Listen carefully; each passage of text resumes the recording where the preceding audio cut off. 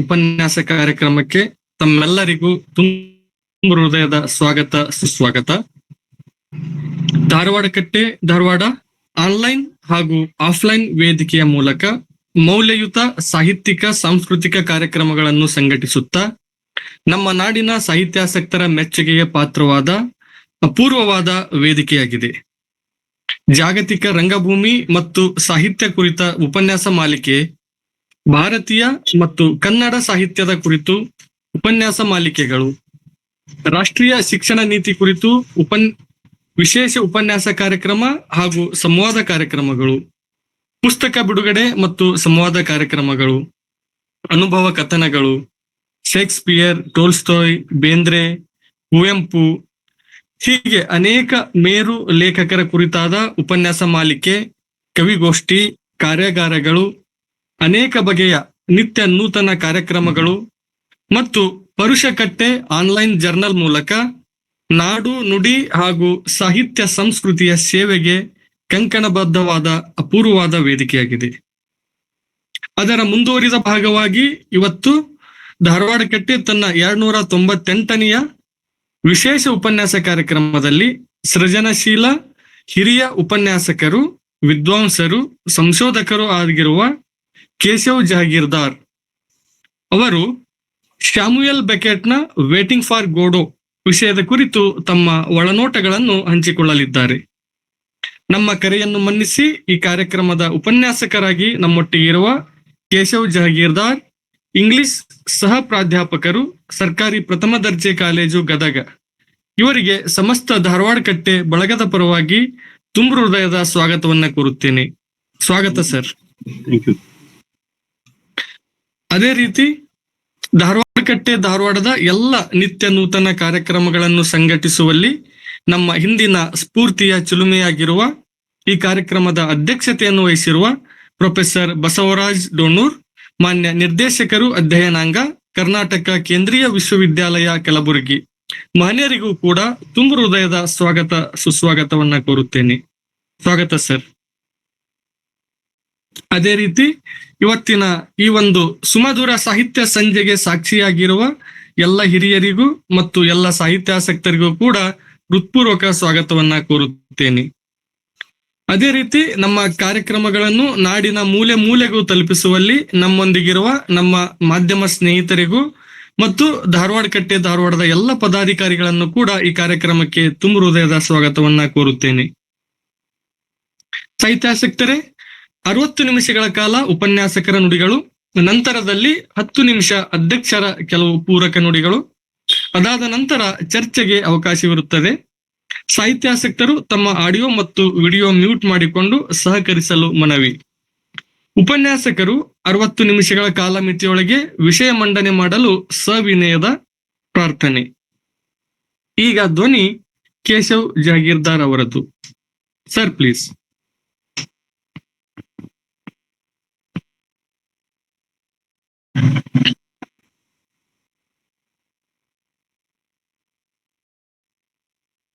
Sir, ನಿಮ್ ಧ್ವನಿ ಕೇಳಿಸ್ತಾ ಇಲ್ಲ ಸರ್.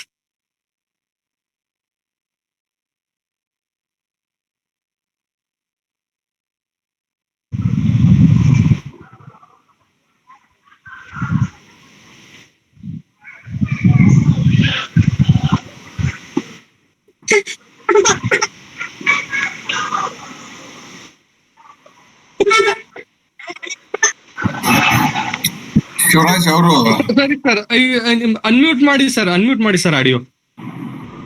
ಅಲ್ಲ, ಕಾಣಿಸ್ತಾ ಇದೆನಾ? ಹಾ ಸರ್, ವಿಡಿಯೋ ಆನ್ ಇದೆ ಸರ್, ಆದ್ರೆ ಆಡಿಯೋ ಅದು ಆಫ್ ಇದೆ ಸರ್. ಕೆಳಗೆ ಆಡಿಯೋ. ಹಾ ಸರಿ okay sir. Okay sir, technical problem sir. Okay proceed sir. Sir, ಈಗ ತಮ್ಮ ಮಾತುಗಳು sir, please sir. Yes sir. ಅಪಾದ ಮೌಳೆ ಪರ್ಯಂತಂ ಗುರುಣಾಂ ಆಕೃತಿಂ ಸ್ಮರೇತ್ ತೇನ ವಿಘ್ನಃ ಪ್ರಣಶ್ಯಂತಿ ಸಿದ್ಧ್ಯಂತಿ ಚ ಮನೋರಥಃ. ಆದರಣೀಯ ಸಾಹಿತ್ಯೋಪಾಸಕರಿಗೆಲ್ಲ ಶುಭ ನಮನಗಳು. ಸಾಹಿತ್ಯದ ಅಮೃತವನ್ನ ಸೇವಿಸಲು, ಸವಿಯಲು ನಮ್ಮನ್ನೆಲ್ಲ ಒಟ್ಟುಗೂಡಿಸುತ್ತಿರುವ ನಮ್ಮ ನಿಮ್ಮೆಲ್ಲರ ಹೆಮ್ಮೆಯ ಧಾರವಾಡ ಕಟ್ಟೆಯ ಅನನ್ಯ ಅಭೂತಪೂರ್ವ ಅದ್ಭುತ ಕಾರ್ಯಕ್ಕೆ ಅಭಿಮಾನದಿಂದ ಬೆಳೆಯುತ್ತೇನೆ, ಧನ್ಯತೆಯಿಂದ ಬಾಗುತ್ತೇನೆ. ಧಾರವಾಡ ಕಟ್ಟೆ ಕೇವಲ ವೇದಿಕೆ ಅಷ್ಟೇ ಅಲ್ಲ, ಇದೊಂದು ಕ್ರಾಂತಿಕಾರಿ ಸಾಹಿತ್ಯಿಕ ಸೇತುವೆ, ಜ್ಞಾನದ ಜೀವಂತ ಆಲಯ ಅಂತಾನೆ ಹೇಳ್ಬೋದು. ಈ ಸೃಜನಶೀಲ ಪ್ರಾಧ್ಯಾಪಕರು ಹಾಗೂ ಸಂವೇದನಾಶೀಲ ಬರಹಗಾರರು ಆದಂತಹ ನಮ್ಮವರೇ ಆದಂತಹ ಡಾಕ್ಟರ್ ಬಸವರಾಜ್ ಡೋಣೂರ್ ಸರ್ ಅವರ ಸಾರಥ್ಯದಲ್ಲಿ ಉಪನ್ಯಾಸ ಕಾರ್ಯಕ್ರಮಗಳು ಅನುಚಾನವಾಗಿ ನಡೆದುಕೊಂಡು ಬರ್ತಾ ಇವೆ. ಈ ಜ್ಞಾನ ಯಜ್ಞದ ಧಾರವಾಡ ಕಟ್ಟೆಗೆ ನನ್ನನ್ನ ಆಹ್ವಾನಿಸಿದಂತಹ ವಿಜಯಲಕ್ಷ್ಮಿ ಮೇಡಮ್ ಅವರಿಗೆ, ಧಾರವಾಡ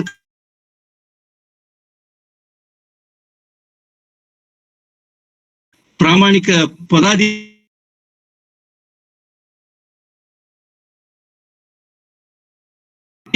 ಇಂಗ್ಲಿಷ್ ಸಾಹಿತ್ಯ ನಿಮ್ಮ ಧ್ವನಿ ಕಟ್ ಆಗ್ತಾ ಇದೆ, ಸ್ವಲ್ಪ ನೆಟ್ವರ್ಕ್ ಚೆಕ್ ಮಾಡಿ.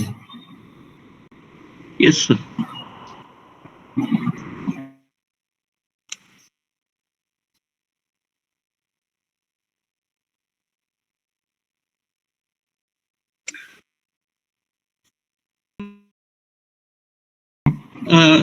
ಕಟ್ಟೆಯ ಪ್ರಾಮಾಣಿಕ ಪದಾಧಿಕಾರಿಗಳಿಗೆ, ಉಪಸ್ಥಿತರಿರುವಂತಹ ಎಲ್ಲರಿಗೂ ಈ ಸಾಹಿತ್ಯ ದರ್ಶನ ಭಾಗ 2ರ ಉಪನ್ಯಾಸ ಮಾಲಿಕೆಯ 43ನೇ ಉಪನ್ಯಾಸ ಕಾರ್ಯಕ್ರಮಕ್ಕೆ ಮತ್ತೊಮ್ಮೆ ಸ್ವಾಗತಿಸಿ ನನ್ನ ಉಪನ್ಯಾಸವನ್ನು ಪ್ರಾರಂಭಿಸುತ್ತೇನೆ.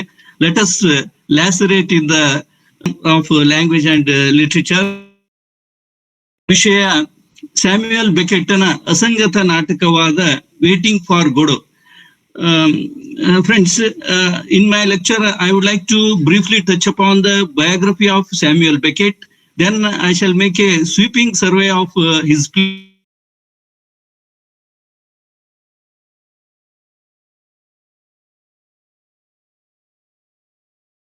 Sir, your voice is not audible, sir. Samuel Beckett 1906 ಅವಧಿಯಲ್ಲಿ ಜೀವಿಸಿದ್ದ, ಅಸಂಗತ ನಾಟಕವನ್ನು ರಚಿಸಿದ ಮೇಧಾವಿ ನಾಟಕಕಾರ. ಬೆಕೆಟ್ ಜನಿಸಿದ್ದು ಏಪ್ರಿಲ್ 13, 1906 ಐರ್ಲೆಂಡಿನ ಡಬ್ಲಿನ್ ಹತ್ತಿರ ವಾಸವಾಗಿದ್ದ ಒಂದು ಮಧ್ಯಮ ವರ್ಗದ ಪ್ರೊಟೆಸ್ಟೆಂಟ್ ಕುಟುಂಬದಲ್ಲಿ.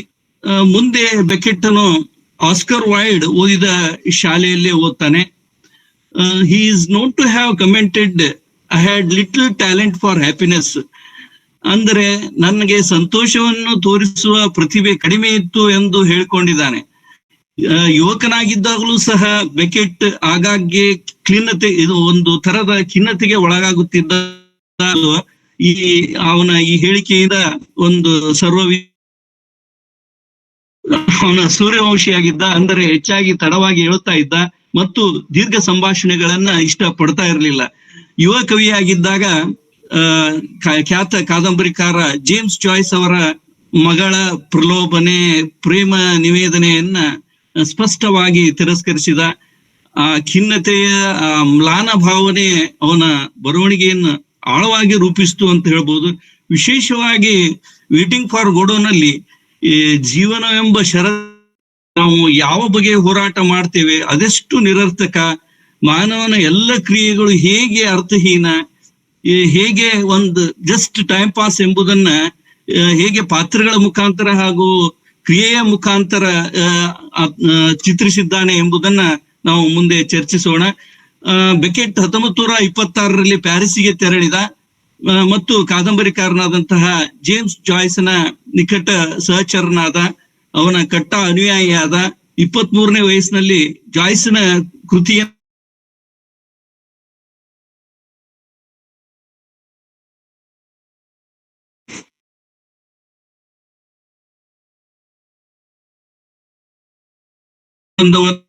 ಮೊದಲ ಸಾಹಿತ್ಯ ಪ್ರಶಸ್ತಿ ದೊರೆಯಿತು. ಫಸ್ಟ್ನ ಅಧ್ಯಯನದಿಂದ ರೂಢಿಗತ ಅಭ್ಯಾಸ ಅಥವಾ ಹವ್ಯಾಸ ಕಾಲದ ಕ್ಯಾನ್ಸರ್ ಎಂದು ನಿಮ್ಮ ವಯಸ್ಸು ಆಗಾಗ ಬ್ರೇಕ್ ಆಗ್ತಾ ಇದೆ, ಪರಿಗಣಿಸಲು ನಿಮ್ಮ ವಯಸ್ಸು ಆಗಾಗ ಬ್ರೇಕ್ ಆಗ್ತಾ ಇದೆ, ಸ್ವಲ್ಪ ನೆಟ್ವರ್ಕ್ ನೋಡ್ಕೊಂಡು ಮಾತಾಡಿ.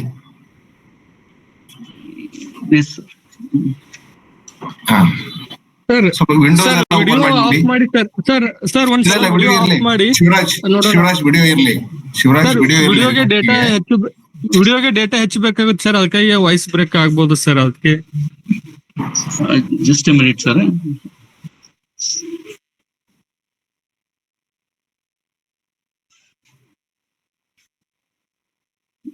Sir, now it's okay, ಅಲ್ಲ?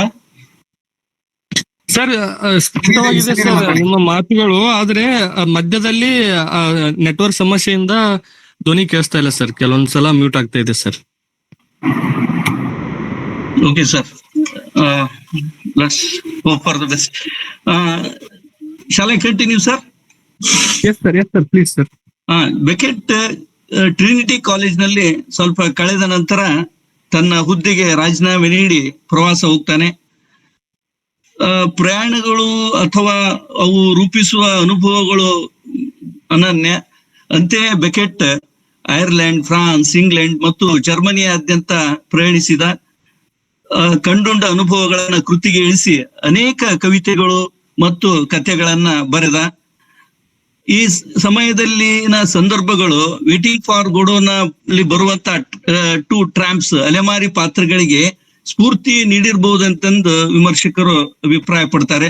1937ರಲ್ಲಿ ಬೆಕೆಟ್ ಅನ್ನು ಶಾಶ್ವತವಾಗಿ ಪ್ಯಾರಿಸ್ ನಲ್ಲಿ ನೆಲೆಸ್ತಾನೆ. ಅಲ್ಲಿಗೆ ತೆರಳಿದ ಸ್ವಲ್ಪ ಸಮಯದ ನಂತರನೇ ಹಣಕ್ಕಾಗಿ ಬೇಡಿಕೆ ಇಟ್ಟಂತ ವ್ಯಕ್ತಿಯಿಂದ ಚಾಕು ಇರಿತಕ್ಕೆ ಒಳಗಾಗ್ತಾನೆ. ನಡು ಬೀದಿಯಲ್ಲಿ ಇರಿದಾಗ ಆತನನ್ನು ಆಸ್ಪತ್ರೆಗೆ ಸೇರಿಸಲಾಗ್ತದೆ. ಬೆಕೆಟ್ ಅನ್ನು ಸ್ವಲ್ಪ ಶ್ವಾಸಕೋಶದ ಸಮಸ್ಯೆಯಿಂದ ಬಳಲ್ತಾನೆ. ಚೇತರಿಸಿಕೊಂಡ ನಂತರ ಜೈಲಿನಲ್ಲಿಯೇ ಉಳಿದಿದ್ದಂತಹ ತನ್ನ ದಾಳಿಕೋರರನ್ನ ಹೋಗಿ ಭೇಟಿ ಮಾಡಿದಾಗ ಆ ವ್ಯಕ್ತಿ ತನಗೆ ಏಕೆ ದಾಳಿ ಮಾಡಿದ ಎಂದು ಕೇಳಿದಾಗ ಆ ವ್ಯಕ್ತಿ ನನಗೇ ಗೊತ್ತಿಲ್ಲ ಎಂದು ಉತ್ತರಿಸ್ತಾನೆ. ಅಂದ್ರೆ ಈ ವಿಚಿತ್ರ ಸಂಗತಿ, ವಿವರಿಸಲಾಗದ ಘಟನೆ ಬೆಕೆಟ್ಟನ ವಿಶ್ವದೃಷ್ಟಿ ಮತ್ತು ಬರವಣಿಗೆ ಮೇಲೆ ಆಳವಾದ ಪ್ರಭಾವ ಬೀರಿತು ಅಂತ ಅನ್ಬೋದು. ನೋಡಿ, ಯಾರೋ ಅಮಾಯಕರಿಗೆ ಯಾರೋ ಚಾಕು ಹಾಕುವುದು ಇದೆಲ್ಲ ನೋಡಿದಾಗ ಕೆಲವು ಘಟನೆಗಳು ಬರವಣಿಗೆಯ ಮೇಲೆ ಈ ತರ the incidents or characters in the play or a fiction are the projection of the personality of the author ಎಂಬುದೊಂದು ವಿಮರ್ಶಾವಾದ ಇರ್ಲಿ. ಎರಡನೇ ಮಹಾಯುದ್ಧದ ಘೋರ ಭೀಕರ ಘಟನೆಗಳು ಬೆಕೆಟ್ನ ಮೇಲೆ ಬಹಳ ಪ್ರಭಾವ ಬೀರಿದವು. ನಾಜಿ ಆಕ್ರಮಣದ ನಂತರ ಪ್ಯಾರಿಸ್ನ ಫ್ರೆಂಚ್ ಪ್ರತಿರೋಧ ಚಳವಳಿಯಲ್ಲಿ ಸೇರಿಕೊಂಡ. 1942ರಲ್ಲಿ ಅವನ ಗುಂಪಿನ ಹಲವಾರು ಸದಸ್ಯರು ಬಂಧಿತರಾದಾಗ ಬೆಕೆಟ್ ಅನ್ನು ತನ್ನ ಫ್ರೆಂಚ್ ಹೆಂಡತಿ ಸುಜನ್ನೆ ಅವಳ ಜೊತೆ ಆಕ್ರಮಿತವಲ್ಲದ ಪ್ರದೇಶಕ್ಕೆ ಪಲಾಯನ ಮಾಡ್ತಾನೆ. ಆತನ ಪ್ರಮುಖ ಕೃತಿಗಳು ಮುಖಾಂತರ ಬಹಳ ಸಾಹಿತ್ಯ ಶಿಖರವನ್ನ ತಲುಪಿದ ಆತ. ಎಸ್ಪೆಷಲಿ ಯುದ್ಧೋತ್ತರ ಕಾಲ ಅಂದರೆ 1940 ಉತ್ತರಾರ್ಧ, 1950ರ ದಶಕ, ಈ ಅವಧಿಯಲ್ಲಿ ಅತ್ಯಂತ ಫಲವತ್ತಾದ ಸಾಹಿತ್ಯ ಕೃಷಿಯನ್ನ ಮಾಡ್ತಾನೆ. ಆ ನಂತರ ಒಂದು ಸಾಹಿತ್ಯ ವಲಯದಲ್ಲಿ ಗುರುತಿಸ್ಕೋತಾನೆ. ಇದನ್ನ ಆತನೇ ಹೇಳ್ಕೊಂಡಿದ್ದಾನೆ, ಒಂದು ತರದ ಜ್ವರಪೀಡಿತ ಬರವಣಿಗೆ ಅಂತಂದು. ಬೆಕೆಟ್ ಪ್ರಾಥಮಿಕವಾಗಿ ಫ್ರೆಂಚ್ ನಲ್ಲಿ ಬರೆದ. ಭಾಷೆಯ ಹಿತವಾದ ಬಳಕೆಯಿಂದ ಹೆಚ್ಚಿನ ಶಿಸ್ತನ್ನ ಸಾಧಿಸಲು ಪ್ರಯತ್ನಿಸಿದ. ಈ ಅವಧಿಯಲ್ಲಿಯೇ ಆತನ ಕೆಲವೊಂದು ಪ್ರಸಿದ್ಧ ಕೃತಿಗಳು ಹೊರಹೊಮ್ಮಿದವು. ಅದರಲ್ಲೂ ಮೆಲಾಯ್ ಅಂತ, ಮೆಲೋನ್ ಡೈಸ್, ದಿ ಅನ್ನೇಮೆಬಲ್ ಅನ್ನುವ ಟ್ರಯಾಲಜಿಯನ್ನ, ಮೆರ್ಸಿಯರ್ ಎಟ್ ಕ್ಯಾಮಿಯರ್ ಇವೇ ಮುಂತಾದ ಕೃತಿಗಳನ್ನ ರಚಿಸಿದ. ಎಲ್ಯೂಥೀರಿಯಾ ಎನ್ನುವಂತಹ ಮೊಟ್ಟ ಮೊದಲ ಬೆಕೆಟ್ನ ನಾಟಕ. ಇದು ಸ್ವಾತಂತ್ರ್ಯದ ಬಗ್ಗೆ ಅವನ ಸ್ವಂತ ಹುಡುಕಾಟವನ್ನ ಪ್ರತಿಬಿಂಬಿಸುತ್ತದೆ. ಬೆಕೆಟ್ ಇದು ಈ end game, waiting for Godot, happy days, crops last trip, act without words ಇಂತಹ ಮುಂತಾದ ನಾಟಕಗಳನ್ನ ಬೆಕೆಟ್ ರಚಿಸಿದ. ನಂತರ 2 ಸಣ್ಣ ಕಥೆಯ ಪುಸ್ತಕಗಳು ಮತ್ತು ಒಂದು ವಿಮರ್ಶಾ ಪುಸ್ತಕವನ್ನು ಬೆಕೆಟ್ ಬರೆದಿದ್ದಾನೆ. ಆತ ಒಂದ್ ಕಡೆ ಹೇಳ್ತಾನೆ, ಕೆಟ್ಟ ಗದ್ಯದಿಂದ ತಪ್ಪಿಸಿಕೊಳ್ಳಲು ನಾಟಕ ಬರೆಯಲು ಪ್ರಾರಂಭಿಸಿದ್ದಾಗಿ ಬೆಕೆಟ್ನೇ ಹೇಳ್ಕೊಂಡಾನೆ. ಬೆಕೆಟ್ಗೆ ಪ್ರಮುಖ ಯಶಸ್ಸು ತಂದುಕೊಟ್ಟ ನಾಟಕವೇ ವೇಟಿಂಗ್ ಫಾರ್ ಗೋಡೋ. ಇದು ಜನವರಿ 5, 1953ರಂದು ಪ್ಯಾರಿಸ್ನ ಥಿಯೇಟರ್ ಡಿ ಬ್ಯಾಬಿಲೋನ್ ನಲ್ಲಿ ಪ್ರಥಮ ಪ್ರದರ್ಶನ ಕಾಣ್ತದೆ. ಕೆಲವರು ಈ ನಾಟಕವನ್ನ ಮೆಚ್ಕೋತಾರೆ, ಕೆಲವರು ತೆಗಳ್ತಾರೆ. ಒಂದು ತರದ ಗೊಂದಲಕ್ಕೀಡು ಮಾಡಿದ ಅರ್ಥವಾಗದ ನಾಟಕ ಇದು. ಆದರೆ ಬಾಯಿಯಿಂದ ಬಾಯಿಗೆ ಸುದ್ದಿ ಹರಡಿದಂಗೆ ಇದು ವಿಪುಲ ಜನಪ್ರಿಯತೆಯನ್ನ ಗಳಿಸ್ತದೆ. ಥಿಯೇಟರ್ ಡಿ ಬ್ಯಾಬಿಲೋನ್ ನಲ್ಲಿ 400 ಪ್ರದರ್ಶನಗಳನ್ನ ಇದು ಕಂಡಿತಂತೆ. ಈ ಟೆನೆಸ್ಸಿ ವಿಲಿಯಮ್ಸ್, ಜೀನ್ ಎನಾಯ್ಲ್, ಥಾಂಟರ್ ವೈಡರ್ ಮತ್ತು ವಿಲಿಯಂ ಸೊರಾಯ್ನ್ ಅಂತಹ ನಾಟಕಕಾರರಿಂದ ಬಹಳ ವಿಮರ್ಶೆಯನ್ನ ಈ ನಾಟಕ ವಿಮರ್ಶಾತ್ಮಕ ಮೆಚ್ಚುಗೆಯನ್ನ ಪಡೆಯಿತು. ನಂತರ 1957ರಲ್ಲಿ ಸ್ಯಾನ್ ಕ್ವೆಂಟಿನ್ ಜೈಲಿನಲ್ಲಿ ಈ ನಾಟಕವನ್ನ ಸುಮಾರು 400 ಖೈದಿಗಳಿಗೆ ಪ್ರದರ್ಶಿಸಿದಾಗ ಸಾವಿನ ಸನಿಹದಲ್ಲಿದ್ದಾಗ ಕಾಯುವನ್ನು ಮತ್ತು ದೈನಂದಿನ ಅಸ್ತಿತ್ವದ ಹೋರಾಟದ ಬಗ್ಗೆ ನಾಟಕದಲ್ಲಿ ಬರುವ ಪಾತ್ರಗಳಾದ ವ್ಲಾಡಿಮಿರ್ ಡಿಡಿ ಮತ್ತು ಎಸ್ಟ್ರಗನ್ ಗೋಗೋ ಅವರೊಂದಿಗೆ ಖೈದಿಗಳು ತಕ್ಷಣ ಗುರುತಿಸಿಕೊಂಡ್ರಂತೆ. ಇದು ಬಹುಶಃ ಅತ್ಯಂತ ಯಶಸ್ವಿ ಪ್ರದರ್ಶನ ಆಗಿತ್ತು. ಬೆಕೆಟ್ಟನ 2ನೇ ನಾಟಕ ಎಂಡ್ ಗೇಮ್ ಏಪ್ರಿಲ್ 3, 1957ರಂದು ಲಂಡನ್ನಿನ ರಾಯಲ್ ಕೋರ್ಟ್ ಪ್ರದರ್ಶನ ಕಂಡಿತು. ನಾವು ಬೆಕೆಟ್ಟನ ಶೈಲಿ ಮತ್ತು ನಾಟಕದ ವಿಷಯ ವಸ್ತುವನ್ನು ನೋಡುವುದಾದರೆ ಅಸಂಗತ ನಾಟಕ, ಥಿಯೇಟರ್ ಆಫ್ ದ ಅಬ್ಸರ್ಡ್ ಅಂತೀವಿ. ಇದರ ಅಗ್ರಗಾಮಿ ನಾಟಕಕಾರನಿತ ಮಾನವ ಅಸ್ತಿತ್ವದ ಅರ್ಥಹೀನತೆ ಮತ್ತು ಅಂತರ್ಗತವಾದ ಅಸಂಗತತೆಯನ್ನ ಬೆಕೆಟ್ ಶೋಧಿಸಿದ. ಈತನ ನಾಟಕಗಳಲ್ಲಿ ಪುನರಾವರ್ತಿತ ವಿಷಯಗಳು ಹೆಚ್ಚಾಗಿವೆ. ಫಾರ್ ಎಕ್ಸಾಂಪಲ್ ಕಾಯುವಿಕೆ, ನಿರಾಶೆ, ಪ್ರತ್ಯೇಕತೆ, ದೈನಂದಿನ ಅಸ್ತಿತ್ವದ ಹೋರಾಟ, ಹರುಕು ಮುರುಕು ಸಂವಹನ, ರೂಢಿಗತವಾದ ಅಭ್ಯಾಸ, ನೆನಪು, ಕಾಲದ ನಷ್ಟ, ಟೈಮ್ ಪಾಸ್, ಕಾಯುವಿಕೆ, ವೇಟಿಂಗ್. ಈ ಕನಿಷ್ಠ ವಿನ್ಯಾಸದ ಸೆಟ್ಟಿಂಗ್ಗಳು ಮ್ಲಾನ, ವಿಷಣ್ಣತೆ, ಆದ್ರೆ ಸಾಮಾನ್ಯವಾಗಿ ಕಪ್ಪು ಹಾಸ್ಯ ಅಂತ ಏನ್ ಹೇಳ್ತೀವಿ, ಬ್ಲ್ಯಾಕ್ ಕಾಮಿಡಿದ ಸಂಭಾಷಣೆ, ಪುನರಾವರ್ತಿತ ಕ್ರಿಯೆಗಳು, ವಿವರಿಸಲಾಗದ ಸನ್ನಿವೇಶಗಳಲ್ಲಿ ಪಾತ್ರಗಳು ಹೇಗೆ ಸಿಕ್ಕಾಕೊಳ್ತವೆ ಎಂಬುದನ್ನ ಆತನ ನಾಟಕಗಳು ಹೇಳ್ತವೆ. ಈತನ ನಾಟಕಗಳಲ್ಲಿ ಕನಿಷ್ಠ ಮಾತು, ಕನಿಷ್ಠ ಕ್ರಿಯೆ ಮತ್ತು ಅಮೂರ್ತತೆಗಳೇ ಹೆಚ್ಚು ಪ್ರಾಧಾನ್ಯತೆಯನ್ನು ಪಡೆದುಕೊಂಡು ಅಂತ ಹೇಳ್ಬೋದು. ಇವುಗಳ ಬಗ್ಗೆ ವಿಮರ್ಶಾತ್ಮಕವಾಗಿ ನಾವು ಸ್ವಲ್ಪ ನಂತರ ನೋಡೋಣ. ಬೆಕೆಟ್ ತನ್ನ ಜೀವಿತಾವಧಿಯಲ್ಲಿ ಗುರುತಿಸಲ್ಪಟ್ಟಕ್ಕಿಂತಲೂ ಮರಣೋತ್ತರದಲ್ಲಿ ಓದುಗರಿಗೆ ಹೆಚ್ಚು ಪ್ರಭಾವ ಬೀರಿದ ನಾಟಕಕಾರ ಅಂತ ಹೇಳ್ಬೋದು. 1969ರಲ್ಲಿ ಸಾಹಿತ್ಯಕ್ಕೆ ನೊಬೆಲ್ ಪ್ರಶಸ್ತಿ ಪಡೆದ, ಆದ್ರೆ ಪ್ರಶಸ್ತಿಯನ್ನೇ ತಿರಸ್ಕರಿಸಿದ. ಬೆಕೆಟ್ಟನ ಕೃತಿಗಳು 20ಕ್ಕೂ ಹೆಚ್ಚು ಭಾಷೆಗಳಿಗೆ ಅನುವಾದಗೊಂಡಿವೆ ಎನ್ನುವುದು ಒಂದು ಹೆಗ್ಗಳಿಕೆ. ಮತ್ತು ಆಧುನಿಕ ರಂಗಭೂಮಿ ಮತ್ತು ಸಾಹಿತ್ಯದ ಕೇಂದ್ರ ಬಿಂದುವಾಗಿ ಇಂದಿಗೂ ಉಳಿದುಕೊಂಡಿವೆ.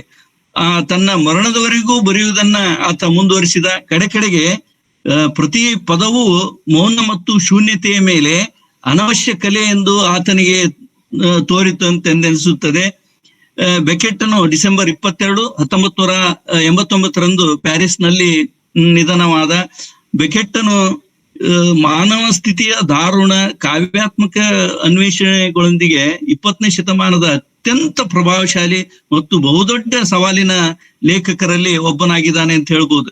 ನಾವು ಈ ವೇಟಿಂಗ್ ಫಾರ್ ನಾಟಕದ ಕಥಾವಸ್ತುವನ್ನ ನೋಡುವುದಾದರೆ ನಾಟಕದಲ್ಲಿ 2 ಅಂಕಗಳಿವೆ. There are only 2 acts.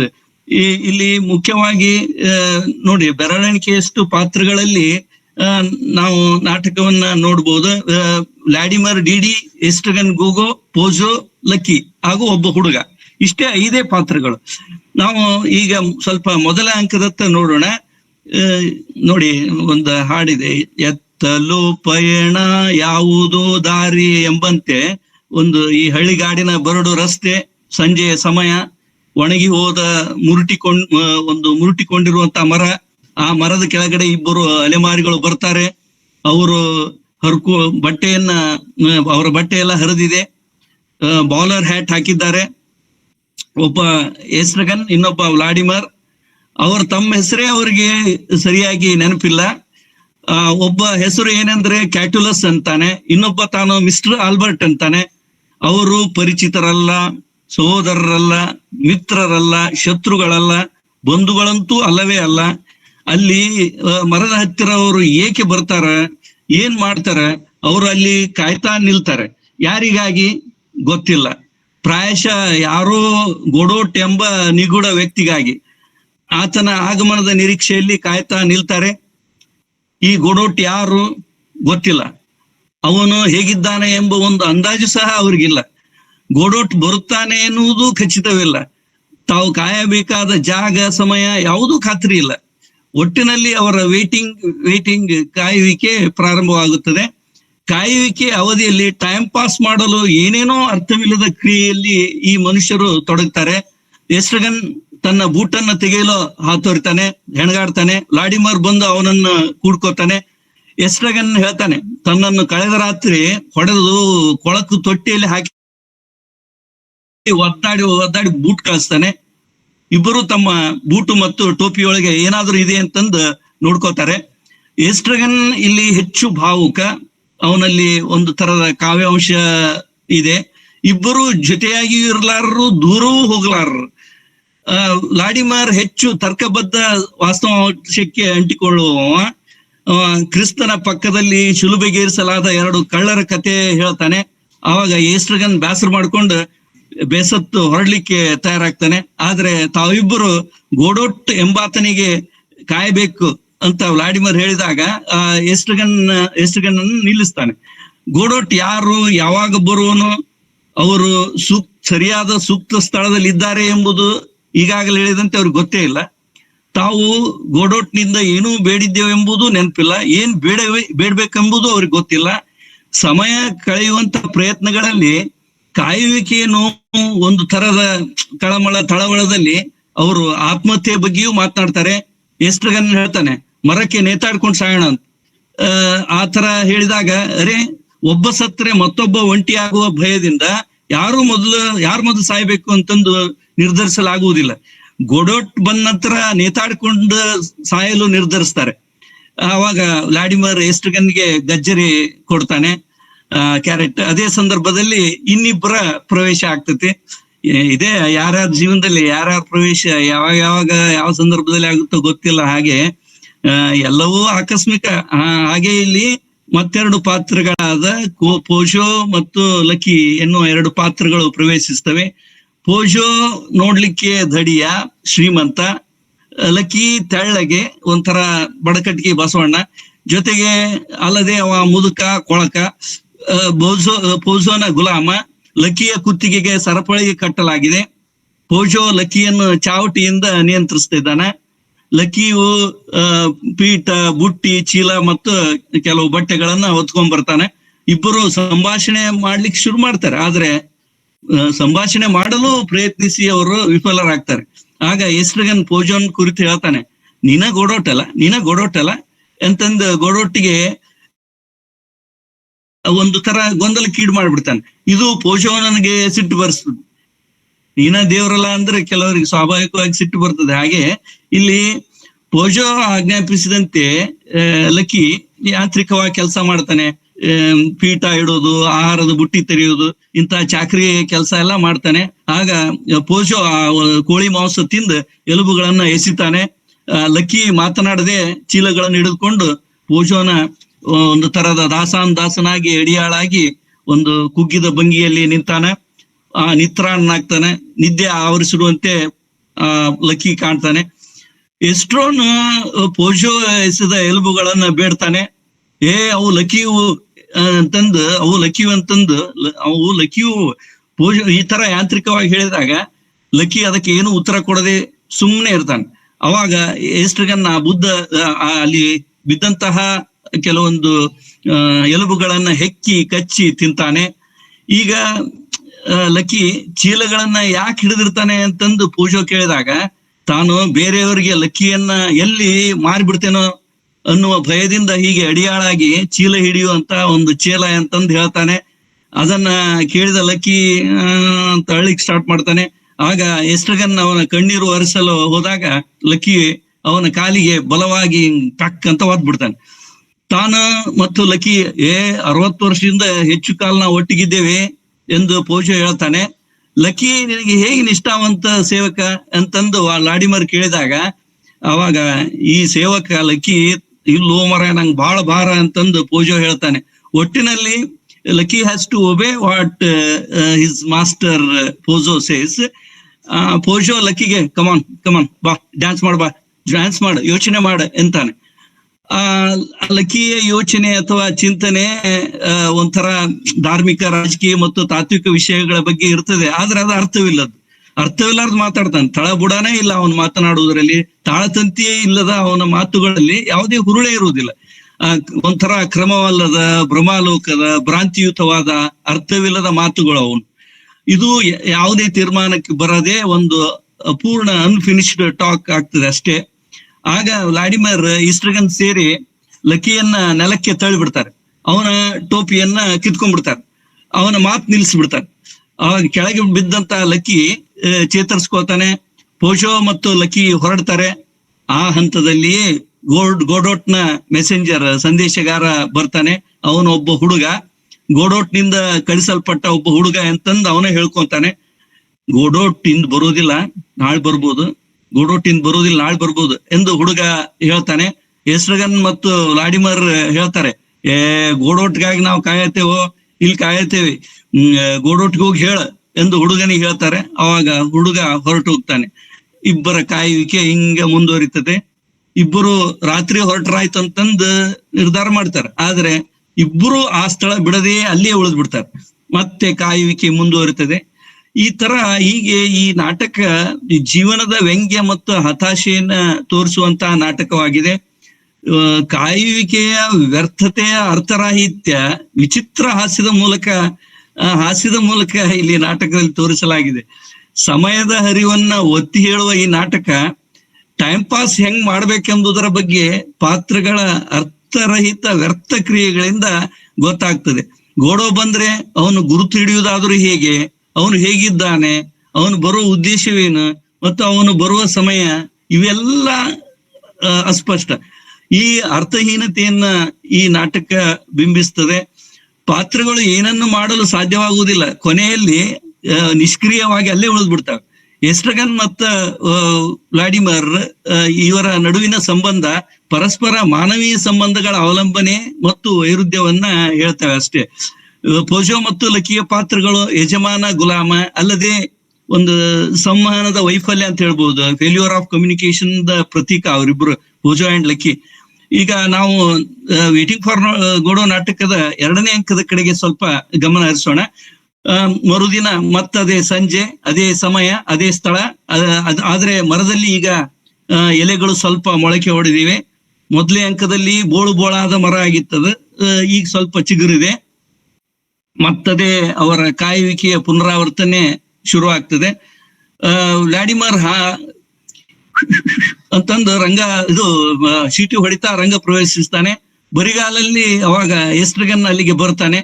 ತಾನು ಇಲ್ದಿದ್ರು ಒಬ್ಬ ಸಂತೋಷದಿಂದ ಹಾಡ್ತೀಯಲ್ಲೋ ಅಂತಂದು ಅವನು ಹೇಳಿದಾಗ ಅವಾಗ ಮತ್ತಿಬ್ರು ಒಂಟಿಯಾಗಿದ್ರನ ಚೆನ್ನಾಗಿರ್ತೇವೆ ಅಂತ ಒಪ್ಕೋತಾರೆ. ಆದ್ರೂ ಒಟ್ಟೊಟ್ಟಿಗಿದ್ದಾಗ ಸಂತೋಷವಾಗಿರ್ತಾರೆ. ಒಂಟಿ ಇದ್ದಾಗ ಚೆನ್ನಾಗಿರ್ತೇವೆ ಅಂತ ಒಮ್ಮೆ ಅಂತಾರೆ, ಒಟ್ಟೊಟ್ಟಿಗಿದ್ದಾಗ ಸಂತೋಷವಾಗಿರ್ತೇವೆ ಅಂತ ಮತ್ತೊಮ್ಮೆ ಅಂತಾರೆ. ಮತ್ತೆ ಗೋಡೋಟಿಗೆ ಕಾಯಲು ಪ್ರಾರಂಭಿಸ್ತಾರೆ. ಈ ಪ್ರಕೃತಿಯಲ್ಲಿ ಕೆಲವು ಶಬ್ದಗಳೆಲ್ಲ ಕೇಳಿ ಬರ್ತವೆ. ವಿಶೇಷವಾಗಿ ಎಲೆಗಳಲ್ಲಿ ಸುಯಿ ಅಂತ ಕೇಳಿ ಬರುವಂತಹ ತೀರಿ ಹೋದವರ ಧ್ವನಿ. ಈ ಬಗ್ಗೆ ಅವರು ಸ್ವಲ್ಪ ಕಾವ್ಯಾತ್ಮಕವಾಗಿ ಮಾತಾಡ್ತಾರೆ. ಈ ಧ್ವನಿಗಳಿಂದ ಬೇಸತ್ತ ವ್ಲಾಡಿಮಿರ್ ಈಸ್ಟ್ರಗನ್ಗೆ ನನಗೆ ಸ್ವಲ್ಪ ಭಯ ಆಗ್ತದೆ, ಸಹಾಯ ಮಾಡು ಅಂತ ಹೇಳ್ತಾನೆ. ಅವರು ಹೀಗೆ ಪ್ರಶ್ನೆಗಳನ್ನು ಕೇಳಿಕೊಂಡು ಕಾಲಹರಣ ಮಾಡಿಬಿಡ್ತಾರೆ. ಇಬ್ಬರಿಗೂ ಹಿಂದಿನ ದಿನದ ಯಾವ ಘಟನೆ ನೆನಪಿಲ್ಲ. ಈಸ್ಟ್ರಗನ್ನನು ಹಿಂದಿನ ದಿನ ನಡೆದ ಘಟನೆಗಳನ್ನೆಲ್ಲ, ಅದರಲ್ಲೂ ಪೋಜೋ ಲಕಿಯೊಂದಿಗೆ ಕಳೆದ ಕ್ಷಣಗಳು, ಆತ್ಮಹತ್ಯೆ ಯೋಚನೆ, ಇವನ್ನೆಲ್ಲ ಮರ್ತು ಬಿಟ್ಟಾನೆ. ಈ ರಂಗದ ಮೇಲೆ ಬೂಟುಗಳು ತನ್ನವೆಲ್ಲ ಅಂತಂದು ಹೇಳ್ತಾನೆ. ಆದ್ರೆ ಅವು ಈಗ ಅವನಿಗೆ ಸರಿ ಹೊಂದುತ್ತವೆ. ಹಿಂದೆ ಹಾಕೊಂಡಾಗ ಸರಿ ಹೊಂದಿರ್ಲಿಲ್ಲ ಅವು. ಮರದಲ್ಲಿ ಎಲೆಗಳು ಮೊಳತಿರುವುದನ್ನು ನೋಡಿ ವಸಂತ ಋತು ಬಂದಿರ್ಬೇಕಂತ ಹೇಳ್ತಾನೆ. ಆದ್ರೆ ಲಕ್ಕಿ ಒದ್ದ ಕಡೆ ಇನ್ನೂ ನೋವು ಮತ್ತು ರಕ್ತಸ್ರಾವ ಇನ್ನೂ ಇದೆ ಅಂತ ಈಸ್ಟ್ರಗನ್ ಹೇಳ್ತಾನೆ. ಈಗ ಈ ಸಮಯವನ್ನ ಕಳೆಯುವಂತ ಹೊಸ ಪ್ರಯತ್ನಗಳಿಗೆ ಈ ಮನುಷ್ಯರು ಕೈ ಹಾಕ್ತಾರೆ. ಮಾತು ಮುಗಿದ ನಂತರ ಹೊಸ ವಿಷಯವನ್ನ ಮನುಷ್ಯರು ಹುಡುಕ್ತಾರೆ. ಈಗ ಲಕಿಯ ಟೋಪಿ ತೆಗೆದುಕೊಂಡು ವ್ಲಾಡಿಮಿರ್ ಅದನ್ನ ಹಾಕೊಳ್ತಾನೆ. ಇಬ್ಬರು ಟೋಪಿಗಳನ್ನು ವಿನಿಮಯ ಮಾಡ್ಕೊಂಡು ಒಂದ್ ನಮೂನಿ ಆಡ್ತಾರೆ. ವ್ಲಾಡಿಮಿರ್ ಡಿಡಿ ಹಾಗೂ ಈಸ್ಟ್ರಗನ್ ಗೋಗೋ ಇವರು ಪೋಜೋ ಮತ್ತು ಲಕಿಯಂತೆ ನಟಿಸ್ಲಿಕ್ಕೆ ಪ್ರಯತ್ನಿಸಿ ವಿಫಲರಾಗ್ತಾರೆ. ಅಷ್ಟೊತ್ತಿಗೆ ಈಸ್ಟ್ರಗನ್ ಓಡಿ ಹೋಗಿ ಒಂಥರ ಎದುಸಿರು ಬಿಡ್ತಾ ಅವನು ಬರ್ತಿದ್ದಾನೆ ಅಂತಂದು ಹೇಳ್ತಾನೆ. ಆದ್ರೆ ಇನ್ನೂ ಬಂದಿಲ್ಲ.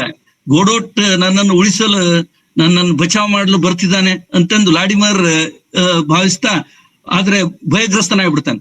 ಅವಾಗ ಎಸ್ಟ್ರಗನ್ ಮರದ ಹಿಂದೆ ಮರೆಮಾಚಲು ನೋಡ್ತಾನೆ. ಆದ್ರೆ ಮರ ದೊಡ್ಡದಿರುವುದಿಲ್ಲ, ಬರಿದಾದ ಮರದಲ್ಲಿ ಅವ ಎಲ್ಲರಿಗೂ ಗೋಚರವಾಗ್ತಾನೆ. ಕೊನೆಗೆ ಇಬ್ಬರು ಪರಸ್ಪರ ಬೈದಾಡ್ಕೊಂಡು ಮತ್ತೆ ಹೇಳ್ತಾರೆ. ಅದರಲ್ಲಿ ಒಬ್ಬ ಹೇಳ್ತಾನೆ, ಆಲೋಚನೆ ಒಳ್ಳೇದು, ಪರಸ್ಪರ ಹೀಯಾಳಿಸೋಣ ಅಂತಾನೆ. ಎಸ್ಟ್ರಗನ್ ಲಾಡಿಮರ್ನನ್ನ ವಿಮರ್ಶಕ, ನೀ ನಿಜಕ್ಕೂ ವಿಮರ್ಶಕ ಅಂತಂದು ಸಂಬೋಧಿಸ್ತಾನೆ. ಅವರು ಒಬ್ಬರನ್ನೊಬ್ಬರು ಅಪ್ಪಿಕೊಂಡು ಮತ್ತೆ ಕಾಯಲು ಪ್ರಾರಂಭಿಸ್ತಾರೆ. ಲಾಡಿಮರ್ ಹಾಗೂ ಎಸ್ಟ್ರಗನ್ ಬದುಕಿನಲ್ಲಿ ಕಾದು ಸುಸ್ತಾಗಿ ಸಾಕಷ್ಟು ಬಸವಳೆದ್ ಬಿಟ್ಟಾರೆ. ಒಂಥರ ಈಗ ಸಂಕಟ ಬಂದಾಗ ವೆಂಕಟರಮಣ ಎಂಬಂತೆ ಗೋಡೋಟ್ಗಾಗಿ ಹಂಬಲಿಸ್ತಾರೆ. ಈ ಹಂತದಲ್ಲಿ ಪೋಜೋ ಮತ್ತು ಲಕ್ಕಿ ಬರ್ತಾರೆ. ಮೊದಲೇ ಅಂಕದಲ್ಲಿ ವಿಜೃಂಭಿಸಿದಂತಹ ಪೋಜೋ ಈಗ ಕುರುಡನಾಗ್ಯಾನೆ, ಲಕ್ಕಿ ಮೂಕನಾಗ್ಯಾನೆ. ಲಕ್ಕಿ ನಿಂತು ಹೋಗ್ಬಿಡ್ತಾನೆ. ಆಗ ಪೋಜೋ ಅವನ ಮೇಲೆ ಬಿದ್ದು ಇಬ್ರು ನೆಲದ ಮೇಲೆ ಹೊರಳಾಡ್ತಾರೆ. ಮತ್ತೆ ಕಾಯುವುದೇ ಉದ್ಯೋಗ. ಈ ಕಾಯಕಕ್ಕೆ ಸಹಾಯಕರು ಬಂದಿದ್ದಾರೆ, ತನ್ನ ಹಾಗೆ ಅನೇಕರು ಎಂದು ಲಾಡಿಮರ್ ಸಂತೋಷ ಪಡ್ತಾನೆ. ಎಸ್ಟ್ರಗನ್ ಮತ್ತೆ ಗೋಡೋಟ್ ಬಂದಿದ್ದಾನೆ ಅಂತಂದು ಭಾವಿಸ್ತಾನೆ. ಈ ಬಾರಿ ಕೆಳಗೆ ಬಿದ್ದ ಪೋಜೋವನ್ನ ಎತ್ತಬೇಕು ಅಂತಂದು ಎಲ್ಲರೂ ನೋಡ್ತಾರೆ. ನನ್ನ ಎತ್ತಲು ಸಹಾಯ ಮಾಡಿದವರಿಗೆ 100 ಫ್ರಾಂಕ್ ನೀಡ್ತೇನೆ ಅಂತಂದು ಪೋಜೋ ಹೇಳ್ತಾನೆ. ಲಾಡಿಮರ್ ಪೋಜೋನನ್ನ ಎತ್ತಿದ್ರೆ ತಾನ್ ಮತ್ತೆ ಒಂಟಿ ಆಗ್ತೇನೆ ಅಂತ ಹೆದರ್ತಾನೆ. ಅಂತಿಮವಾಗಿ ತಿಳ್ಕಾಡಿ ಎಲ್ಲರೂ ಅವನನ್ನ ಎತ್ತಲು ಪ್ರಯತ್ನಿಸಿ ವಿಫಲರಾಗ್ತಾರೆ.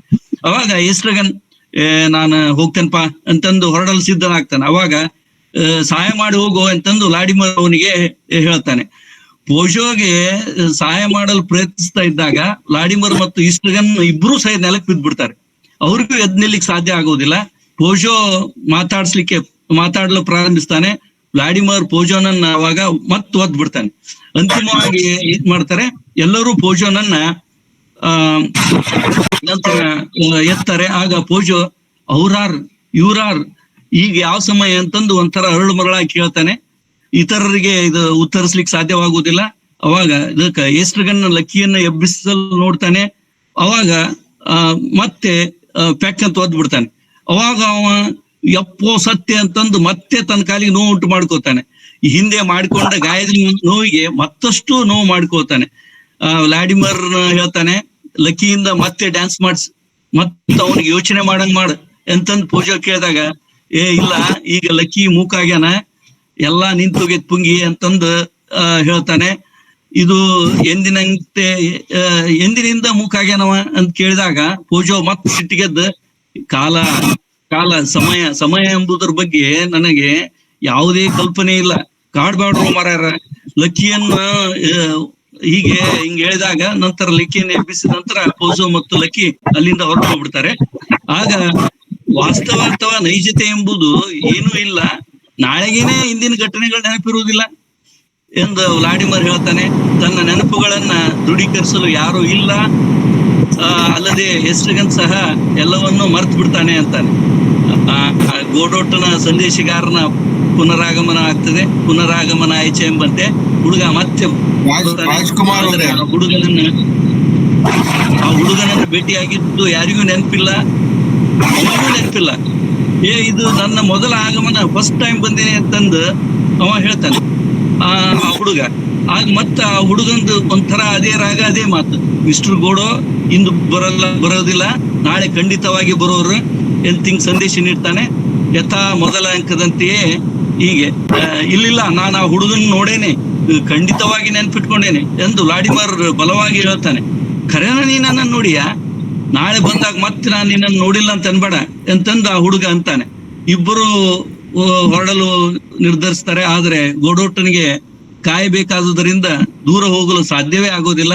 ಅಸಹಾಯಕತೆಯಲ್ಲಿ ಒದ್ದಾಡ್ತಾರೆ. ಮರವನ್ನು ನೋಡಿ ಮತ್ತೆ ಆತ್ಮಹತ್ಯೆ ಮಾಡ್ಕೋಬೇಕಂತ ಯೋಚನೆ ಮಾಡ್ತಾರೆ. ಎಸ್ಟ್ರಗನ್ ತನ್ನ ಹಗ್ಗ ತೆಗೆದು ಅದನ್ನ ಎಳೆದು ಬಿಡ್ತಾನೆ. ಆದ್ರೆ ಅದೇ ಸಿಡಿ ಹೋಗ್ಬಿಡ್ತದೆ, ಹಗ್ಗನೇ ಹರಿದು ಹೋಗ್ಬಿಡ್ತದೆ. ಅವನ ಪ್ಯಾಂಟ್ ಪಟ್ ಅಂತ ಕೆಳಗೆ ಜಾರಿ ಬಿದ್ದು ಬಿಡ್ತದೆ. ಗೋಡೋಟ್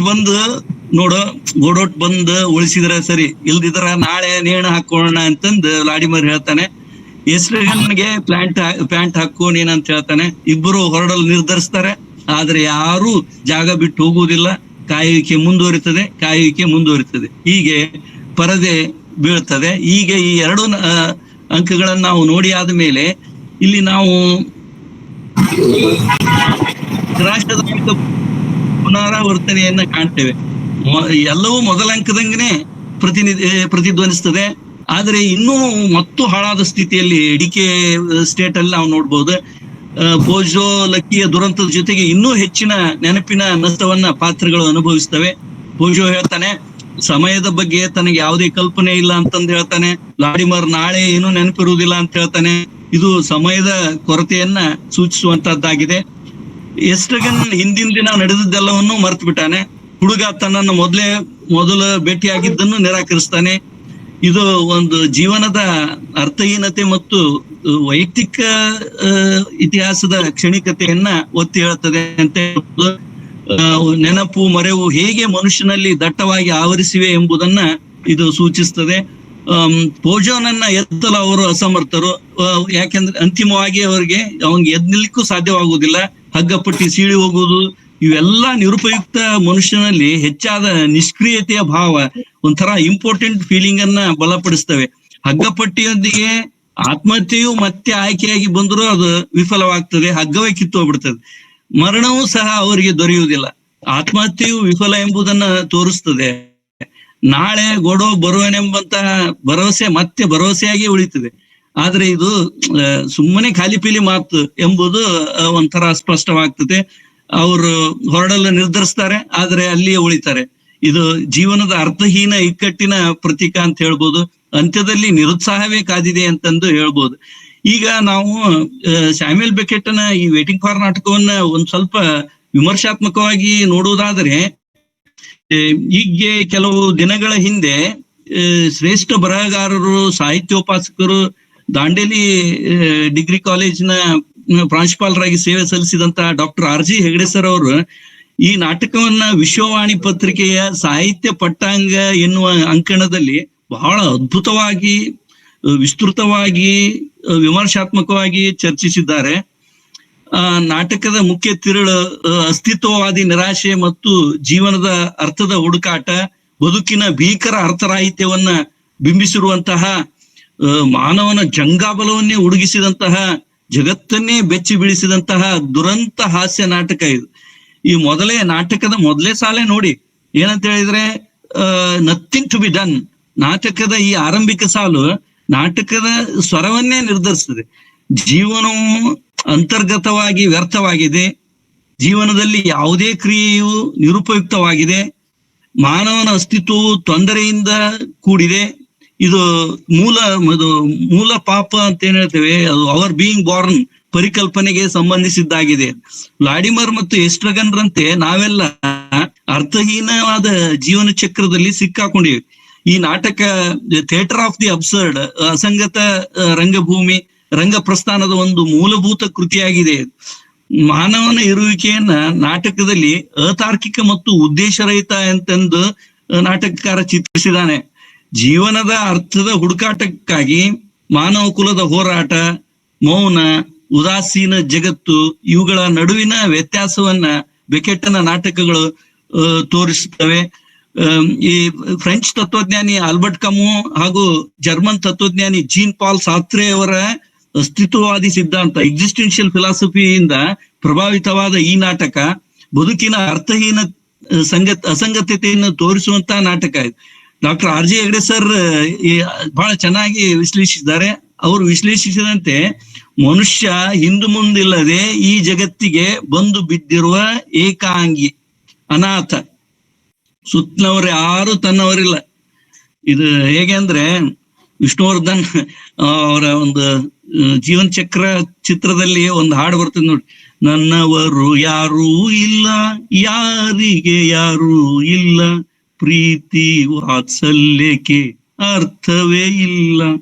ಇಲ್ಲಿ ಸೃಷ್ಟಿಯಾಗುವ ಸಂಬಂಧಗಳೇ ಕ್ಷಣಿಕ, ಕಡೆಯವರೆಗೂ ಉಳಿಯುವುದಿಲ್ಲ ಅವು. ಇಲ್ಲಿ ಫೇಲ್ಯೂರ್ ಆಫ್ ಮೆಮರಿ ಇದೆ, ಫೇಲ್ಯೂರ್ ಆಫ್ ನೋಸ್ಟಲ್ಜಿಯಾ ಇದ್ದೇ ಇದೆ. ಮಾನವನಲ್ಲಿ ಉದುಗಿರುವ ದುಃಖವನ್ನ ತಾನೊಬ್ಬನೇ ಅನುಭವಿಸ್ಬೇಕು.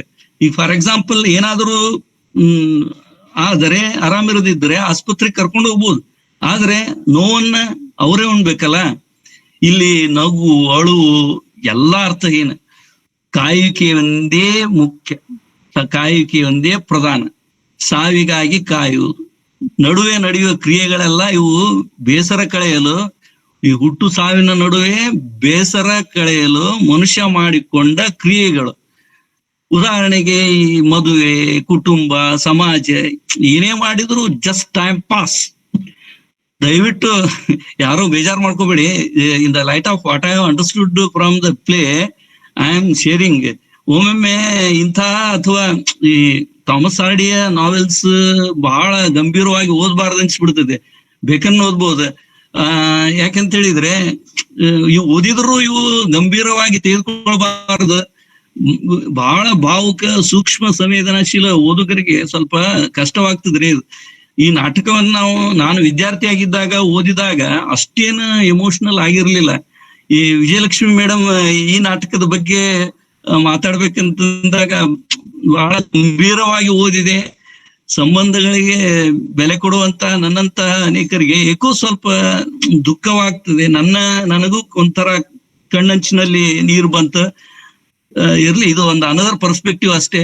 ಮುಖ್ಯವಾಗಿ ನಾಟಕದ ಹಿನ್ನೆಲೆ ಹೇಳುವುದಾದ್ರೆ, ಎರಡನೇ ಮಹಾಯುದ್ಧದ ನಂತರ ಬರೆದ ಈ ನಾಟಕ ಸಮಕಾಲೀನ ತಲ್ಲಣಗಳಿಗೆ ಬಹಳ ಪ್ರಸ್ತುತವೆನಿಸ್ತದೆ. Now we are living in the tumultuous time, the clouds of war are looming everywhere. ಭಯಪೀಡಿತನಾದ ಮನುಷ್ಯ ಬಂಕರ್ನಲ್ಲಿ ಅಡ್ಕೊಂಡು ಕೂಡುವುದು, ಯುದ್ಧದ ಉದ್ರೇಕ, ಆಕ್ರಮಣಶೀಲತೆ, ಯುದ್ಧ ಪೀಡಿತ ಪ್ರದೇಶಗಳೇ ಧಡಂ ಎಂದು ಬಾಂಬ ಸ್ಫೋಟ, ಯುದ್ಧೋತ್ತರದ ಸಾವು ನೋವು, ನರಳಾಟ, ಮಾನವ ಕುಲದ ಚಿತ್ಕಾರ, ಆಕ್ರಂದನ, ಪಶು ಪಕ್ಷಿಗಳ ಮೂಕ ರೋದನ, ಹೀಗೆ ಬದುಕಿನ ಡಿಜೆಕ್ಷನ್, ಡೆಸ್ಪಾಂಡನ್ಸ್, ಡಿಸಿಲ್ಯೂಷನ್ಮೆಂಟ್, ಈ ಸ್ಥಿತಿಯನ್ನ ಸಂಕೇತೀಕರಿಸುವಂತ ನಾಟಕ ಇದಾಗಿದೆ. ಈ ಭರವಸೆಯು ಅಗತ್ಯವಾದ ಭ್ರಮೆಯಾಗಿದೆ ಎಂಬುದನ್ನ ಈ ನಾಟಕ ಮುಖಾಂತರ ನಾವು ನೋಡ್ಬೋದು. ಗೊಡೊಟ್ಟು ಭರವಸೆಯಲ್ಲೇ ನಾವು ಬದುಕಬೇಕಾಗಿದೆ. ಹತಾಶೆ, ನಿರಾಶೆ ಇರುತ್ತಿದ್ದರೂ ಈ ನಾಟಕ ಮೂಲಭೂತವಾಗಿ ಭರವಸೆಯ ಬಗ್ಗೆ ಇದೆ ಎನ್ಬಹುದು. ಏಕೆಂದ್ರೆ ವ್ಲಾಡಿಮಿರ್ ಮತ್ತು ಎಸ್ಟ್ರಗನ್ ತಮ್ಮ ಅಸ್ತಿತ್ವಕ್ಕೆ ಏಕೈಕ ಕಾರಣವೆಂದು ಗೋಡೋಟನ ಆಗಮನದ ವಾಗ್ದಾನಕ್ಕೆ ಅಂಟಿಕೊಂಡಾರ. ಇದು ರೋಬಸ್ಟ್ ಆಪ್ಟಿಮಿಸಮ್ ಅಲ್ಲದೆ ಮತ್ತೇನು. ಗೋಡೋಟ್ ನಮಗೆ ಬದುಕಿನ ಉದ್ದೇಶ, ಜೀವನ್ಮುಕ್ತಿ, ಈ questions like why are we born at all, existential ಫಿಲಾಸಫಿಯಲ್ಲಿ ಇರುವ ಇವು questions, what is the purpose of this life, ಈ ಪ್ರಶ್ನೆಗಳಿಗೆ ಉತ್ತರಗಳು ಅಥವಾ ಕಾಯುವಿಕೆಯ ಕೊನೆ ಅಂದ್ರೆ ಸಾವು, ಇದರ ಬಗ್ಗೆ ನಮ್ಮನ್ನ ಹೆಚ್ಚು ಹೆಚ್ಚು ವಿಜನರಿ ಅಥವಾ ಮಿಸ್ಟಿಕ್ ರನ್ನಾಗಿರಿಸ್ತದೆ ಎನ್ಬೋದು. ಗೋಡೋಟ್ ಎಂದಿಗೂ ಬರುವುದಿಲ್ಲ ಎಂದಾದಾಗ ಭರವಸೆಯನ್ನ ನಿರಂತರವಾಗಿ ಮುಂದೂಡಲಾಗ್ತದೆ. ನಾಳೆ ಈ ಕಾಯುವ ಕ್ರಿಯೆ ಏನಿದೆ, ಈ ಕಾಯುವ ಕ್ರಿಯೆ ಹಾಗೆ ಮುಂದುವರಿತದೆ. ಭರವಸೆ ನಿಷ್ಕ್ರಿಯವಾಗಿದೆ ಎನ್ನುವುದರಲ್ಲಿ ಎರಡು ಮಾತಿಲ್ಲ. ಆದರೆ ಕಾಯುವುದನ್ನು ಮೀರಿದ ಕ್ರಿಯೆ ಯಾವುದು ಇಲ್ವಲ್ಲ. ನಾವೆಲ್ಲ ಕಾಯುವ ಸಮಯವನ್ನು ಉದ್ಯೋಗ ಮಾಡ್ಕೊಂಡಿವಿ. ಒಂಥರ ಗಡಿಕ ಪುರುಸತ್ ದಂಡಿಕ ಪ್ರಾಪ್ನೆ ಎಂಬಂತೆ ಸಮಯ ಕಳೆಯುವುದು. ಈ ಸಮಯ ಕಳೆಯುವುದೇ ಒಂದು ಮುಖ್ಯ ಚಟುವಟಿಕೆ ಆಗಿದೆ. ನಾಟಕದಂತೆ ಬೂಟುಗಳನ್ನ, ಟೋಪಿಗಳನ್ನು ಪರೀಕ್ಷಿಸುವುದು, ಪರಸ್ಪರ ಬರೆಯುವುದು, ಈ ಹೀಯಾಳಿಸುವುದು, ಈ ಹೊಗಳುವುದು, ತೆಗಳುವುದು, ಪ್ರಶ್ನೆಗಳನ್ನು ಕೇಳುವುದು, ಆತ್ಮಹತ್ಯೆ ಬಗ್ಗೆ ಯೋಚಿಸುವುದು, ಹೀಗೆ ಏನೇನೋ ಮಾಡುವುದು.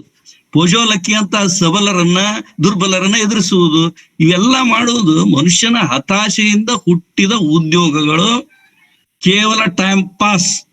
ಆದರೆ ಸಮಯಕ್ಕೆ ವಿನಾಶಕಾರಿ ಶಕ್ತಿ ಇದೆ ಅನ್ನುವುದನ್ನ ನಾವು ಒಪ್ಕೊಳ್ಬೇಕಾಗ್ತದೆ. ಯಾಕೆಂದ್ರೆ ಈ ನಾಟಕದಲ್ಲಿ ನೋಡಿ, ಸಮಯವು ಯಾವುದೇ ಪ್ರಗತಿಯನ್ನು ತರುವುದೇ ಇಲ್ಲ, ಕೇವಲ ಕ್ಷೇಮವನ್ನು ತರ್ತದೆ. ನಾಟಕದಲ್ಲಿ ದೃಶ್ಯವನ್ನು ನೋಡಿದಾಗ ಪೋಜೋ ಕುರುಡನಾಗ್ತಾನೆ, ಎರಡನೇ ಅಂಕದಲ್ಲಿ ಲಕ್ಕಿ ಮೂಕನಾಗ್ತಾನೆ. ವಸಂತ ಕಾಲ ಆಗಮಿಸಿದರೂ ವಸಂತದ ಹೊರತಾಗಿಯೂ ಎಸ್ಟ್ರಗನ್ ಗಾಯ ಗುಣಮುಖ ಆಗುವುದಿಲ್ಲ. ಪ್ರತಿಕ್ಷಣವೂ ಗೋಡೋಟ್ನ ವಾಗ್ದಾನವನ್ನ ಪೂರೈಸದೆ ಸಾವನ್ನ ಹತ್ತಿರ ತರುತ್ತದೆ. ಸಮಯದ ಹರಿವು ನಾಟಕದಲ್ಲಿ ಎಲೆ ಬಿಡುವ ಮರದಿಂದ ಸೂಚಿತವಾಗಿದೆ. ಇದು ಮಾನವನ ಅಯೋಮಯ ಇಕ್ಕಟ್ಟಿನ ಸ್ಥಿತಿಯನ್ನ ಹೇಳ್ತದೆ. ಎಸ್ಟ್ರಗನ್ನ ಮರೆಯುವ ರೋಗ, ವ್ಲಾಡಿಮಿರ್ನ ನೆನಪಿನ ಮೇಲಿನ ಅಪನಂಬಿಕೆ, ಪೋಜೋ ಸಮಯವನ್ನು ನಿರಾಕರಿಸುವುದು, ಗೋಡೋನ ಗುರುತಿಸದಿರುವಿಕೆ ಮನುಷ್ಯರನ್ನ ಶಾಶ್ವತವಾದ ಅರ್ಥಹೀನವಾದ ವರ್ತಮಾನದಲ್ಲಿ ಸಿಕ್ಕಿ ಹಾಕಿಸ್ತದೆ. ನೋವು ಅಂದ್ರೆ ಈಗ ಅಂದ್ರೆ ವರ್ತಮಾನ ದಬ್ಬಾಳಿಕೆಯಿಂದ ಕೂಡಿದೆ, ಯಾಜಮಾನಿಕೆಯಿಂದ ಕೂಡಿದೆ. ಇತಿಹಾಸ ಕಳೆದು ಹೋಗಿದೆ, ಭವಿಷ್ಯವು ಕೇವಲ ನಾಳೆ ಮಾತ್ರ. ನಮ್ಮೆಲ್ಲರ ಮಾತು, ಕತೆ, ಸಂಭಾಷಣೆ, ಸಂವಹನ ಸುಮ್ಮನೆ ಖಾಲಿಪೀಲಿ, ಹಾಗೆ ಸುಮ್ಮನೆ ಒಂಥರ ಹಾಗೆ ಸುಮ್ಮನೆ. ಸಂಭಾಷಣೆಯು ಪ್ರಾಥಮಿಕವಾಗಿ ಸಮಯ ಕಳೆಯಲ್ಲ, ಈ ಒಂಥರ ಯೋಚಿಸದಿರಲ್ಲ. ಮತ್ತು ಬ್ರಹ್ಮಾಂಡದ ಭಯಾನಕ ತೀರಿ ಹೋದ ಧ್ವನಿಗಳನ್ನ ನಾಟಕದಲ್ಲಿ ಈ ಎಲೆಗಳು ಬೀಸುವ ಗಾಳಿ, ಮರಳು, ಬೂದಿ ಇವು ಈ ಮೂಲಕ ಮಾರ್ಮಿಕವಾಗಿ ಹೇಳಲಾಗಿದೆ. ಎಲ್ಲವೂ ವ್ಯರ್ಥ ಅಂದ ಮೇಲೆ ಅರ್ಥಪೂರ್ಣ ಸಂವಹನವೂ ನಿರಂತರವಾಗಿ ವಿಫಲವಾಗಿ ಬಿಡ್ತದೆ. ಲಾಡಿಮರ್ ಇಷ್ಟಕ್ಕಂತ ತಮ್ಮ ಅಸ್ತಿತ್ವವನ್ನು ದೃಢೀಕರಿಸಲು ಮಾತಾಡುವಾಗ ಒಂದ್ ಮಾತು ಬರ್ತದೆ, ನಾನ್ ನಿನ್ನನ್ನು ಎಬ್ಬಿಸ್ತೇನೆ, ನೀ ನನ್ನ ಅಸ್ತಿತ್ವವನ್ನು ದೃಢೀಕರಿಸ್ತೀಯ. ಸಮಯ ಕಳೆಯಲು ಪರಸ್ಪರರ ಅಗತ್ಯವಿದೆ, ಆದ್ರೂ ಬೇರೆಯವರಿದ್ದಾಗ ಸಂತೋಷವಾಗಿರ್ತೇವೆ ಅಂತಂದು ಲಾಡಿಮರ್ ಇಸ್ಟ್ರಗನ್ ಹೇಳ್ತಾರೆ. ಸಾವು ಅಥವಾ ವಿನಾಶದ ಮುಂದೆ ಮಾನವನ ಸಂಬಂಧ ಅಂದರೆ ಈ ಎಲ್ಲ ಅಪ್ಪ, ಅಕ್ಕ, ತಂಗಿ, ಬಂಧು ಬಳಗ, ಗೆಳೆಯರು, ಸ್ನೇಹಿತೆ, ಹೆಂಡತಿ, ಮಕ್ಕಳು, ಬಂಧು ಎಲ್ಲ ಪರಸ್ಪರ ಅವಲಂಬನೆಯಾಗಿವೆ. ಪೋಜೋ ಮತ್ತು ಲಕ್ಕಿಯ ಈ ಎರಡು ಪಾತ್ರಗಳನ್ನು ನೋಡೋದಾದ್ರೆ ಯಜಮಾನ ಸೇವಕ, ಇದು ಮತ್ತಷ್ಟು ವಿಕೃತ ಅಪಾಯಕಾರಿ ಅವಲಂಬನೆ.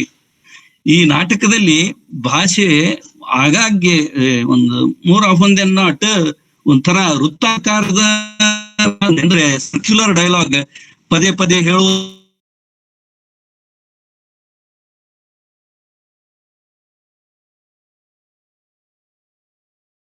ಯೋಚನೆ, ಇದು ನಿಜವಾದ ಅರ್ಥವನ್ನ ವ್ಯಕ್ತಪಡಿಸಲು ಅಥವಾ ವ್ಯಕ್ತಿಗಳ ನಡುವಿನ ಅಂತರವನ್ನ ಭೇದಿಸಲು ಸಾಧ್ಯವಾಗುವುದಿಲ್ಲ.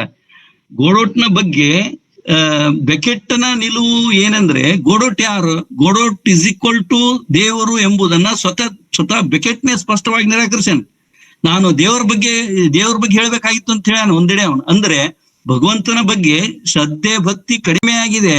ಸುಖದ ಲೋಲುಪತಿಯಲ್ಲಿ ಮುಳುಗಿದ ಮನುಷ್ಯನ ಈ ಇದು ಒಂದು ದಾಸ ಸಾಹಿತ್ಯದಲ್ಲಿ ಒಂದು ಸಾಲು ಬರ್ತದೆ, ಸಕಲ ಗ್ರಹವು ನೀನೆ ಸರಸಿಜಾಕ್ಷ ಎನ್ನುವ ಈ ಒಂದು ಉದಾತ್ತ ಭಕ್ತಿ ಮನುಷ್ಯ ಮರ್ತು ಬಿಟ್ಟಾನ. ಬೆಕೆಟ್ನ ಪ್ರಕಾರ ನೋಡಿದ್ರೆ ಗೋಡೋಟ್ ಅಂದ್ರೆ ಗೊಡಿಲ್ಲೋಟ್ ಅಂತ, ಗೊಡಿಲ್ಲೋಟ್ ಅಂದ್ರೆ ಮಿಲಿಟರಿ ಬೂಟ್ ಅಂತ ಎಂಬ ಫ್ರೆಂಚ್ ಪದಕ್ಕೆ ಸಂಬಂಧಿಸಿದೆ. ಆದೇಶಗಳಿಗಾಗಿ ಕಾಯುತ್ತಿದ್ದ ತನ್ನ ಯುದ್ಧಾನುಭವಗಳನ್ನ ಹೇಳ್ಕೊಂಡಿದ್ದಾನೆ. ಆದ್ರೆ ಬೆಕೆಟ್ ಹಿಂಗೆ ಹೇಳಿದ್ರೂ ವಿಮರ್ಶಕರ ವ್ಯಾಖ್ಯಾನದ ವ್ಯಾಪ್ತಿ ಏನಿದೆ ಅದು ಇಂದಿನವರೆಗೂ ಬಹಳ ಅಗಾಧವಾಗಿದೆ. ಬೇರೆ ಬೇರೆ ವಿಮರ್ಶಕರು ಬೇರೆ ಬೇರೆ ರೀತಿಯಲ್ಲೇ ಅರ್ಥೈಸ್ಯಾರ. ಗೋಡೋಟ್ ಅಂದ್ರೆ ದೇವರು, ಪ್ರೇಮ, ಸಾವು, ಮೌನ, ಭರವಸೆ, ಭವಿಷ್ಯ, ಫ್ರಾನ್ಸಿನ ಅಧ್ಯಕ್ಷ ಡಿಗಾಲೆ, ಹೀಗೆ ಏನೇನೋ ಅರ್ಥ ಕೊಟ್ಟಾರ. ಮುಕ್ತಿದಾಯಕನ ಅಸಾಧ್ಯವಾದ ಹಿಂತಿರುಗುವಿಕೆ ಅಂದ್ರೆ ಇಲ್ಲಿ ರಿಸರೆಕ್ಷನ್ ಆಫ್ ಕ್ರೈಸ್ಟ್ ಅಥವಾ ಸೆಕೆಂಡ್ ಕಮಿಂಗ್ ಆಗಿ ಮಾನವ ಕುಲ ಕಾಯುತ್ತಿರುವುದು, ಇದುವೇ ನಮ್ಮಲ್ಲಿ ಬರ್ತದಲ್ಲ, ಧರ್ಮ ಸಂಸ್ಥಾಪನಾರ್ಥಾಯ ಸಂಭವಾಮಿ ಯುಗೆ ಯುಗೆ ಅನ್ನುವ ಕಾನ್ಸೆಪ್ಟೇ ಆಗಿದೆ. ನಾಟಕದಲ್ಲಿ ಪೋಜೋನ ಪಾತ್ರ ಭ್ರಷ್ಟ ಪೋಪ್ ಅಥವಾ ಚರ್ಚ್ ಮತ್ತಾವುದೋ ಸಂಸ್ಥೆಯ ಒಂದು ಪ್ರತೀಕ ಅಷ್ಟೇ. ಲಕ್ಕಿ ಎಲ್ಲವನ್ನೂ ಪಾಲಿಸುವ, ಏನನ್ನೂ ಪ್ರಶ್ನಿಸದಿರುವ ಮೂಕನಾದ ನಿಷ್ಠಾವಂತ ಸೇವಕ.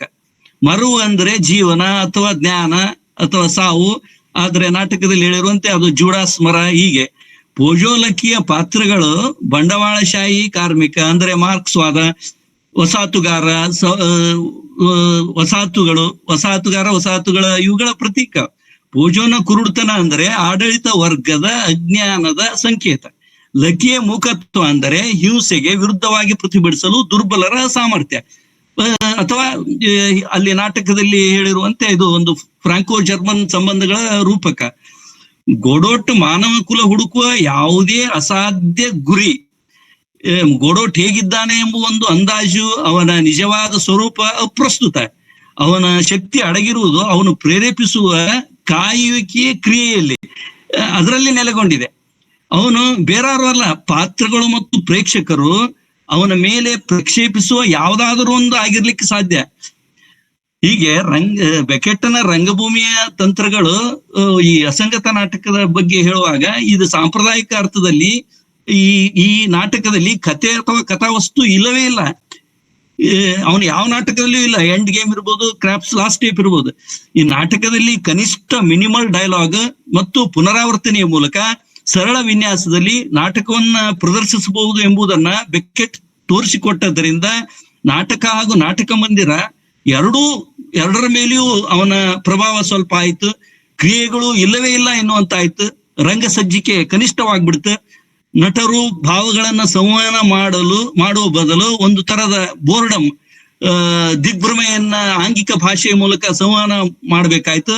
ಬಣ್ಣ, ಭಾವ, ಕೋಲಾಹಲ ಎಲ್ಲವೂ ರಂಗಭೂಮಿಯಿಂದ ಮಾಯ ಆಗ್ಬಿಟ್ವು. ನಾಟಕದ ಹಿನ್ನೆಲೆಯನ್ನೇ ನೋಡಿ, ಹಳ್ಳಿಗಾಡಿನ ರಸ್ತೆ, ಮರ, ಒಂದು ತರದ ಆವರ್ತಕ ರಚನೆ. ಎರಡನೇ ಅಂಕದಲ್ಲಿಯೂ ಹೆಚ್ಚು ಏನು ಸಂಭವಿಸುವುದಿಲ್ಲ. ಎರಡನೇ ಅಂಕವು ಮೊದಲನೇ ಅಂಕವನ್ನ ಪ್ರತಿನಿಧಿಸ್ತದೆ. ಮತ್ತು ಪುನರಾವರ್ತಿತ ಸಂಭಾಷಣೆ, ಈಗ ಒಂದು ತರದ ಏಕತಾನತೆ, ತೊಳಲಾಟ, ತಾಕಲಾಟ, ಪೀಕಲಾಟದ ಸ್ಥಿತಿ, ಅಲ್ಲದೆ ಪ್ರಗತಿಯ ಕೊರತೆಯನ್ನ ಅವು ಒತ್ತಿ ಹೇಳ್ತವೆ. ಎಸ್ಟ್ರಗನ್ನ ಮರವಿನ ರೋಗವು ಸಂಭಾಷಣೆಗಳನ್ನ ಮರು ಪ್ರಾರಂಭಿಸಲು ಮತ್ತು ಒಂದು ಆವರ್ತಕ ಸ್ವಭಾವವನ್ನು ಉಳಿಸಿಕೊಳ್ಳಲು ಸಹಾಯ ಮಾಡ್ತದೆ ಅನ್ಬೋದು. ಇದು ಗುರುತಿನ ಮತ್ತು ಇತಿಹಾಸದ ಸೂಕ್ಷ್ಮತೆಯನ್ನು ಒತ್ತಿ ಹೇಳ್ತದೆ ಅಂತ ಹೇಳ್ಬೋದು. ಈಗ ನಾನು ಈಗಾಗಲೇ ವಿವರಿಸಿದಂತೆ ಪೋಜೋ ಮತ್ತು ಲಕ್ಕಿ ಅಧಿಕಾರ ಮತ್ತು ಶೋಷಣೆಯ ಸಂಕೇತಗಳು. ಅವರ ಚಲನವಲನಗಳು ಒಬ್ಬರ ಮೇಲೆ ಒಬ್ಬರು ಅವಲಂಬನೆ ಮತ್ತು ಸಾಮಾಜಿಕ ಶ್ರೇಣಿಗಳ ಅಸಂಗತತೆಯನ್ನ ಪ್ರತಿನಿಧಿಸ್ತವೆ ಅವು. ನೋಡಿ, ಸಮಯದ ಹಾಳಾಗುವಿಕೆಯ ಸಂಕೇತಗಳನ್ನ ನಾಟಕಕಾರ ಬಹಳ ಚೆನ್ನಾಗಿ ಸೂಚಿಸಿದ್ದಾನೆ. ಎರಡನೇ ಅಂಕಣದಲ್ಲಿ ಪಾತ್ರಗಳ ದೈಹಿಕ ಮತ್ತು ಮಾನಸಿಕ ಕ್ಷೀಣತೆ ಸಮಯದ ವಿನಾಶಕಾರಿ ಹರಿವನ್ನ ವ್ಯಕ್ತಪಡಿಸ್ತದೆ. ಲಕ್ಕಿ ಎನ್ನುವ ಹೆಸರಲ್ಲೇ ನೋಡಿ ವ್ಯಂಗ್ಯ ಆಯ್ತು. ಅವನ ಸ್ಥಿತಿಯನ್ನು ಪರಿಗಣಿಸಿದ್ರೆ ಅವನ ಹೆಸರು ಒಂದು ಸಿಹಿ ಕೈ ಎನ್ನುವಂತೆ ವ್ಯಂಗ್ಯ ಆಯ್ತು. ವ್ಲಾಡಿಮರ್ ಮತ್ತು ಎಸ್ಟ್ರಗನ್ ಅಂತಲ್ಲದೆ ಅವನ ಉದ್ದೇಶ ತನ್ನ ಯಜಮಾನನಾದ ಪೋಜೋನನ್ನು ಉಪಚರಿಸುವುದು. ಹೀಗೆ ಅವನ ಕೆಲಸ ನಿರ್ದಿಷ್ಟವಾಗಿದೆ ಎಂಬ ಕಾರಣದಿಂದ ಅವನನ್ನ ಲಕ್ಕಿ ಅದೃಷ್ಟವಂತ ಎಂಬ ವ್ಯಾಖ್ಯಾನವು ನಾಟಕದ ಸ್ವಾತಂತ್ರ್ಯ ಮತ್ತು ಉದ್ದೇಶದ ಬಗ್ಗೆ ನಿರಾಶಾದಾಯಕ ದೃಷ್ಟಿಕೋನವನ್ನ ತೋರಿಸ್ತದೆ ಅಂತ ಹೇಳ್ಬೋದು. ಇನ್ನು ಈ ನಾಟಕದಲ್ಲಿ ಬರುವ ಮರ ಬಹುಮುಖ್ಯವಾದ ಸಂಕೇತ. ಅದು ಎರಡನೇ ಅಂಕದಲ್ಲಿ ಸೂಚಿಸಿರುವ ಮರಗಳು ಎಲೆ ಬಿಡುವುದು ಏನೋ ಸ್ವಲ್ಪ ಜೀವಂತಿಕೆಯ ಸಂಕೇತ ಅಂತ ಹೇಳ್ಬೋದು. ಆದ್ರೆ ಇದೇ ಮರ ಸಾವಿನ ಸಂಕೇತವೂ ಆಗ್ತದೆ. ಯಾಕಂದ್ರೆ ಸಂಭಾವ್ಯ ಆತ್ಮಹತ್ಯೆಗೆ ಗಲ್ಲುಗಂಬ ಅಂದ್ರೆ ಸಾವಿನ ಸಂಕೇತ. ಹಾಗೆ ಭರವಸೆ ಎನ್ನುವುದಾದರೆ ಗೋಡೋಟ್ನನ್ನ ಭೇಟಿ ಮಾಡಲು ಗುರುತಿನ ಜಾಗ ಈ ಮರ. ಬೈಬಲ್ನಲ್ಲೇ ಮರವು ಜ್ಞಾನದ ಮರ, ಅದು ಫ್ರೂಟ್ ಆಫ್ ನಾಲೆಜ್ ಆಗಿರ್ಬೋದು.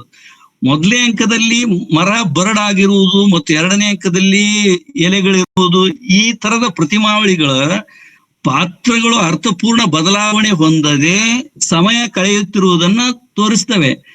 ಈ ನಾಟಕದಲ್ಲಿ ಬರುವ ಈ ಸತ್ತವರ ಧ್ವನಿಗಳ ಉಲ್ಲೇಖ ದಮನಕಾರಿ ಧ್ವನಿ ಸಂಕೇತಗಳಿವೆ. ಎಲೆಗಳು, ಸುಯಿ ಅಂದ ಗಾಳಿ, ರೆಕ್ಕೆಗಳು, ಮರಳು, ಈ ಮುಂತಾದ ಸಪ್ಪಳ. ಹಿಂದಿನ ಜೀವಗಳು ತಮ್ಮ ಗಲಾಟೆಯಿಂದ ಮನುಷ್ಯನನ್ನ ಮುಳುಗಿಸಲು ಹವಣಿಸುವ ಒಂದು ಉದಾಸೀನ ಜಗತ್ತಿನ ಲಕ್ಷಣಗಳಷ್ಟೇ ಇವು. ಪುನರಾವರ್ತಿತವಾಗಿ ಮರಕ್ಕೆ ನೇತಾಕೊಂಡು ಸಾಯುವ ಶಿಕ್ಷೆಯ ಯೋಚನೆ ಏನಿದೆ ಅವರ ನಿರಾಶೆ ಇದು. ಆದರೆ ಮನುಷ್ಯರ ಈ ಕುರಿತು ಯೋಚಿಸುವ ಉದಾಸೀನತೆ ಮತ್ತು ಇದು ಒಂದು ಅವ್ಯಕ್ತ ಭಯ ಏನಿದೆ, ಒಬ್ಬ ಸತ್ರೆ ಇನ್ನೊಬ್ಬ ಜೀವಂತ ಉಳಿಯುವನೆ ಎಂಬ ಭಾವ ಕ್ರಿಯೆಯನ್ನ ಇದು ತೋರಿಸ್ತದೆ ಅಷ್ಟೇ. ಎರಡನೇ ಅಂಕದಲ್ಲಿ ಹಗ್ಗ ಕಿತ್ತೋಗ್ಬಿಡ್ತದೆ. ಆ ಕಿತ್ತೋಗುವುದರ ಮುಖಾಂತರ ತಪ್ಪಿಸಿಕೊಳ್ಳುವಿಕೆಯ ಮಾರ್ಗವೂ ಮುಚ್ಚಿ ಹೋಗ್ಬಿಡ್ತದೆ. ಅಂದ್ರೆ ಈಗ ಇನ್ನು ಕೆಲವು ಪಾತ್ರಗಳನ್ನ ನಾವು ಇನ್ನೊಂದಿಷ್ಟು ವ್ಯಾಖ್ಯಾನ ಮಾಡುವುದಾದ್ರೆ, ಸಾಮಾನ್ಯವಾಗಿ ನಾಟಕದ ಉದ್ದೇಶ ಕ್ರಿಯೆಯ ಮುಖಾಂತರ ಏನೋ ಆಗುತ್ತದೆ ಅಂತ ತೋರಿಸೋದು. ಆದ್ರೆ ವೇಟಿಂಗ್ ಫಾರ್ ಗೋಡೋ ನಾಟಕದ ಉದ್ದೇಶ ಬದುಕಿನಲ್ಲಿ ಏನೂ ಆಗುವುದಿಲ್ಲ ಅನ್ನೋದು ತೋರಿಸೋದು. ಇಲ್ಲಿ ಒಬ್ಬ ಮಾರ್ಟಿನ್ ಎಸ್ಲಿನ್ ಎಂಬ ವಿಮರ್ಶಕ ಹೇಳ್ತಾನೆ, a pattern of uncertainties and questions and action demonstrating the absence of action. Here we have the essence of Beckett's play. ಮನುಷ್ಯನನ್ನ ಅವನ ಮೂಲ ಸ್ಥಿತಿಗೆ ಇಳಿಸಿ ರಂಗಭೂಮಿಯ ಮೇಲೆ ಪಾತ್ರಗಳು ತಳೆಯುವ ವಿವಿಧ ಭಂಗಿಗಳಿಂದ ಮನುಷ್ಯನ ದುರಂತವಾದ ಅಯೋಮಯ ಹೀನ ಸ್ಥಿತಿಯನ್ನು ಪ್ರದರ್ಶಿಸಿ ಬದುಕು ಇಷ್ಟೇ ಎಂದು ತೋರಿಸುವುದು ಅಷ್ಟೇ. ಯಾರೋ ಬರುತ್ತಾರೆ, ಏನೋ ಆಗ್ತದೆ ಅಂತ ಕಾಯುವುದು ಇಷ್ಟೇ ಬದುಕು ಎಂದರೆ. ತಿಳಿಯದೆ ಹುಸಿ ಭರವಸೆಯಿಂದ ಬದುಕಿಗೆ ಅರ್ಥ ತುಂಬಲು ಪ್ರಯತ್ನಿಸುವುದು. ಇತರರೊಡನೆ ಅರ್ಥವಾದ ಸಂಬಂಧವನ್ನು ಸಾಧಿಸುವ ಪ್ರಯತ್ನ ಸಂಪೂರ್ಣ ಬದಲಾದಂತೆ ನಮ್ಮ ಬದುಕಿನಲ್ಲಿಯೂ ಇದ್ದಕ್ಕಿದ್ದಂತೆಯೇ ಏಳು ಬೀಳುಗಳು ಉಂಟಾಗ್ತವೆ. ಒಟ್ಟಿನಲ್ಲಿ ಮಾನವನ ಸ್ಥಿತಿಯನ್ನು ನಿರ್ಭಾವುಕ ರೀತಿಯಲ್ಲಿ ಯಾವುದೇ ಭರವಸೆಯೇ ಕನ್ನಡಕವಿಲ್ಲದೆ ವಾಸ್ತವವಾಗಿ ಮೂರ್ತವಾಗಿ ಕಾಣಿಸುವ ಪ್ರಯತ್ನವನ್ನ ಬೆಕೆಟ್ ಮಾಡಿದ. ತಾಂತ್ರಿಕವಾಗಿ ನಾವು ಒಂದು ಅಂಶವನ್ನು ಇಲ್ಲಿ ಗಮನಿಸ್ಬೇಕು. ನಾಟಕ ಮುಗಿದ ನಂತರ ನಮ್ಮ ಭಾವನೆ ನಾಟಕದ ಏನೂ ಆಗುವುದಿಲ್ಲ ಎಂದು. ಆದ್ರೆ ಏನೂ ನಡೆಯದೆ ಪ್ರೇಕ್ಷಕರನ್ನ 1 ಗಂಟೆಯ ಕಾಲ ರಂಗಭೂಮಿಯಲ್ಲಿ ಕುಂದ್ರಿಸ್ಲಿಕ್ಕೆ ಸಾಧ್ಯ ಇಲ್ಲ. ಕ್ರಿಯೆ ಮುಂದಕ್ಕೆ ಹೋಗೋದಿಲ್ಲ.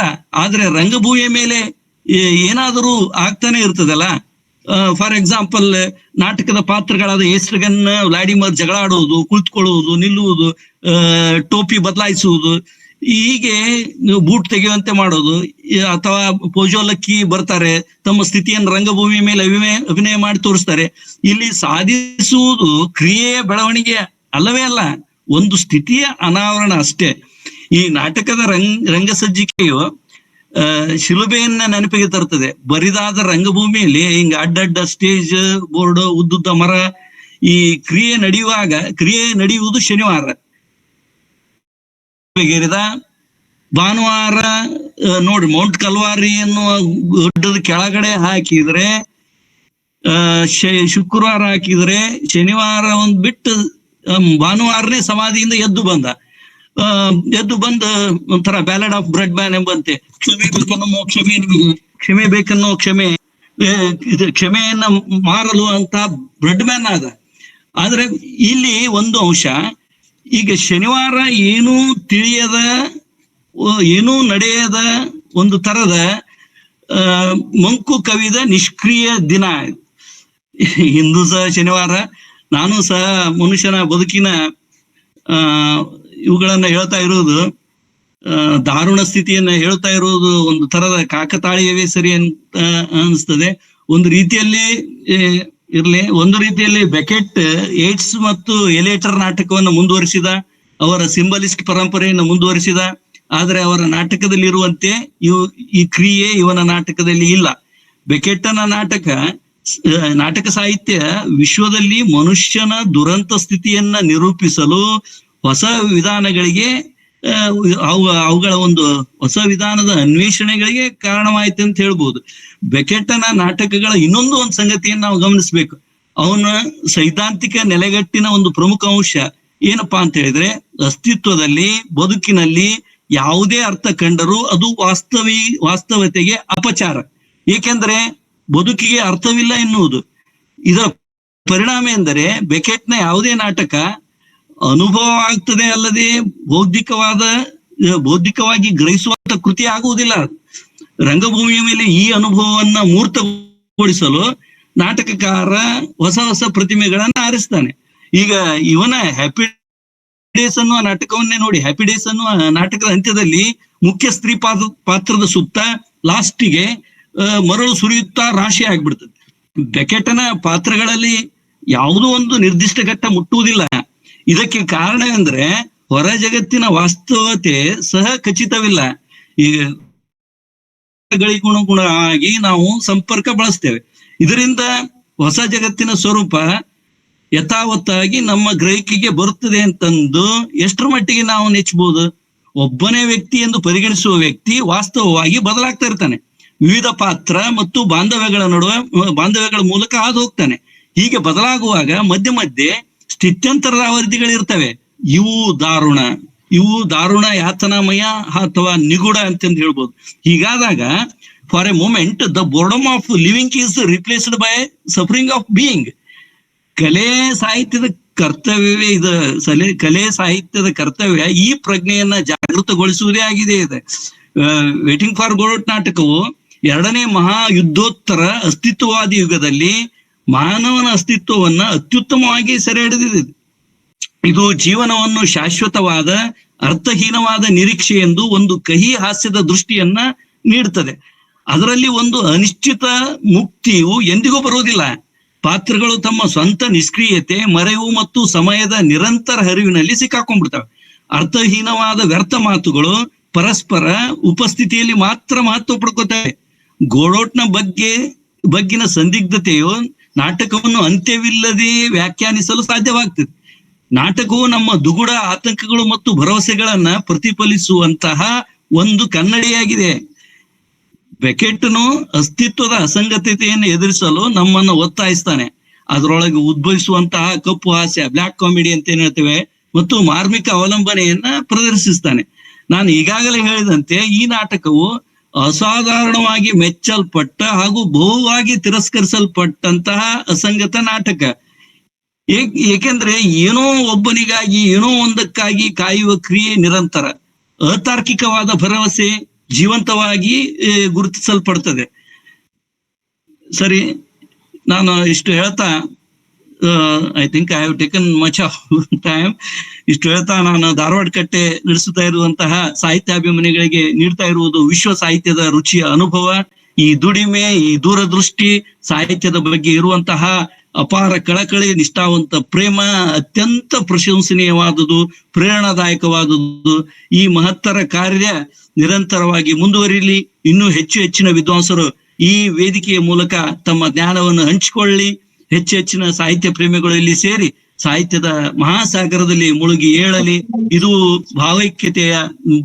ಭಾವೈಕ್ಯದ ಜೀವಂತ ಅಭಿವ್ಯಕ್ತಿಯಾಗಲಿ ಎನ್ನುವ ಸದಾಶಯದೊಂದಿಗೆ ಧಾರವಾಡ ಕಟ್ಟೆಯ ಶ್ರೇಷ್ಠ ಬರಹಗಾರರು ಹಾಗೂ ವಾಗ್ಮಿಗಳಾದ ಡಾಕ್ಟರ್ ರೋಣು ಸರ್ ಅವರಿಗೆ, ಪಾದರಸದಂತಿರುವಂತಹ ಡಾಕ್ಟರ್ ವಿಜಯಲಕ್ಷ್ಮಿ ದಾನರೆಡ್ಡಿ ಮೇಡಮ್ ಅವರಿಗೆ, ನಾನು ಅವರಿಗೆ ಗಾಡೆಸ್ ಆಫ್ ವಿಕ್ಟರಿ ಅಂತೇನೆ ಎಲ್ಲಾ ಬುದ್ಧಿಜೀವಿ ಪದಾಧಿಕಾರಿಗಳಿಗೆ ಹೃತ್ಪೂರ್ವಕವಾಗಿ ಅಭಿನಂದಿಸುತ್ತಾ, ನನಗೆ ಟೆಕ್ನಿಕಲ್ ಸಹಾಯ ಮಾಡಿದ KSS ಕಾಲೇಜಿನ ಸಹಾಯಕ ಪ್ರಾಧ್ಯಾಪಕ ನನ್ನ ಬುದ್ಧಿವಂತ ವಿದ್ಯಾರ್ಥಿ ಸುರೇಶ್ ಹೊಸಮನಿಗೆ ಅವರ ಸಹಾಯ ಸ್ಮರಿಸುತ್ತಾ, ಸಾಫ್ಟ್ವೇರ್ ಕ್ಷೇತ್ರದಲ್ಲಿದ್ದರೂ ಸಹೃದಯರಾಗಿ ಸಾಹಿತ್ಯ ಪ್ರೇಮಿಗಳಾಗಿ ನನ್ನ ಪ್ರೋತ್ಸಾಹಿಸುತ್ತಿರುವಂತಹ ಪ್ರೇಮಾದರಗಳ ನನ್ನ ಸಹೋದರರಾದ ಶ್ರೀನಿವಾಸ್ ಹಾಗೂ ಪ್ರವೀಣ್ ಮತ್ತು ಅವರ ಧರ್ಮಪತ್ನಿಯರು, ಹಾಗೆ ಸಾಹಿತ್ಯ ಹಾಗೂ ಸಂಗೀತ ಪ್ರಿಯಳಾದ ಅಮೋಘ ರಂಗಕಲೆಯಲ್ಲಿ ನಿಪುಣರಾದ ನನ್ನೊಂದಿಗೆ ಸಾಹಿತ್ಯಿಕ ಚರ್ಚೆಯಲ್ಲಿ ತೊಡಗುವ ನನ್ನ ಪ್ರೀತಿಯ ಧರ್ಮಪತ್ನಿ ಶ್ರೀಮತಿ ನಂದಾಳಿಗೆ, ಸಹಕರಿಸಿದ ನನ್ನ ಪುತ್ರಿ ತನುಶ್ರೀ, ಪುತ್ರ ಸುಧನ್ವ, ಎಲ್ಲ ಬಂಧು ಮಿತ್ರರಿಗೆ, ವಿದ್ಯಾರ್ಥಿ ಮಿತ್ರರಿಗೆ, ಸಹೋದ್ಯೋಗಿಗಳಿಗೆ, ಎಲ್ಲ ಲಿಟರರಿ ಕಂಪ್ಯಾನಿಯನ್ಸ್ಗೆ, ಸಹಪಾಠಿಗಳಿಗೆ ಎಲ್ಲರಿಗೂ ಸಹಿತ ಕೃತಜ್ಞತೆ ಸಲ್ಲಿಸಿ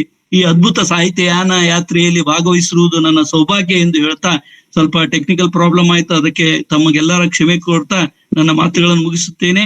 ಎಲ್ಲರಿಗೂ ಸಹಿತ ನಮಸ್ಕಾರಗಳು. Thank you very much. ಧನ್ಯವಾದಗಳು ಸರ್.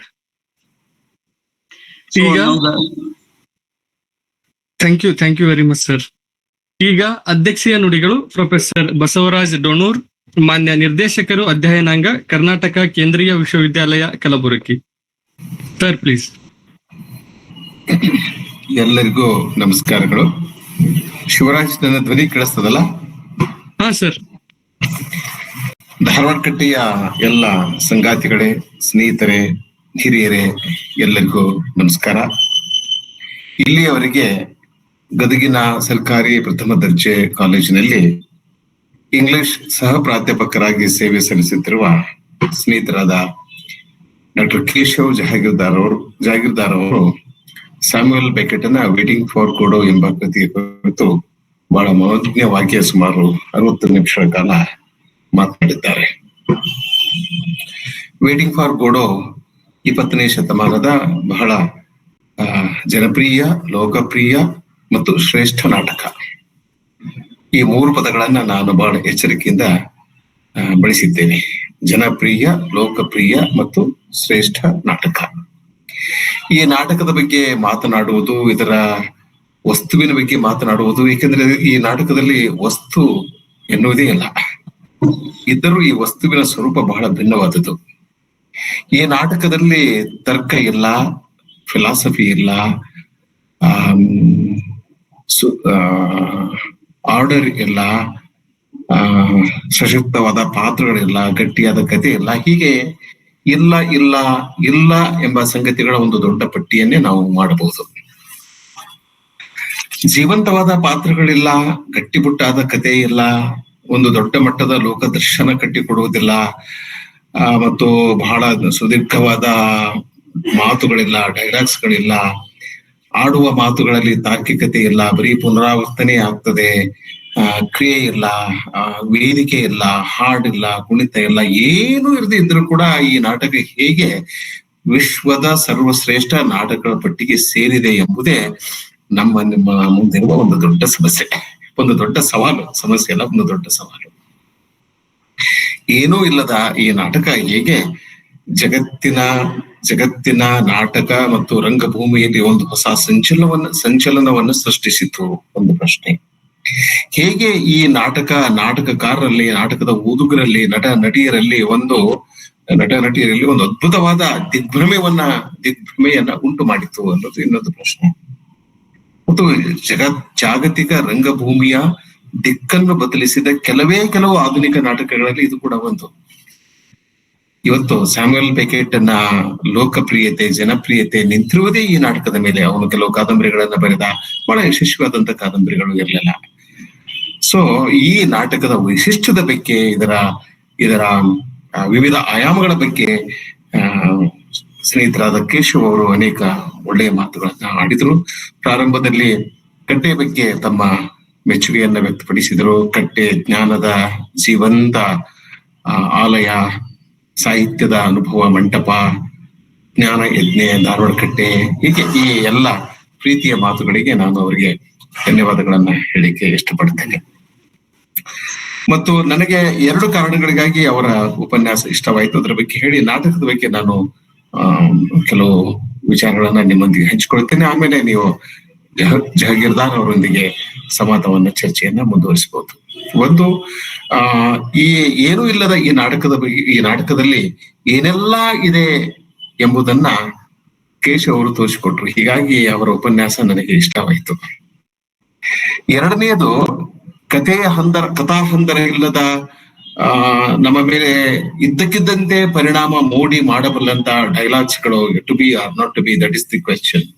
ಶೇಕ್ಸ್ಪಿಯರ್ ನಾಟಕದಲ್ಲಿ ಯಾವುದೇ ನಾಟಕ ನೀವು ತೆಗೆದ್ರು ಕೂಡ ನಿಮಗೆ ಸಾಲುಗಳು, ಭಾಷೆ ನಮ್ಮ ಮೇಲೆ ಮೂಡಿ ಮಾಡ್ಬಿಡ್ತದೆ. ಬೇಂದ್ರೆ ಅವರ ಕಾವ್ಯದ ಹಾಗೆ ನಮ್ಮ ಮೇಲೆ ಮೂಡಿ ಮಾಡ್ಬಿಡ್ತದೆ.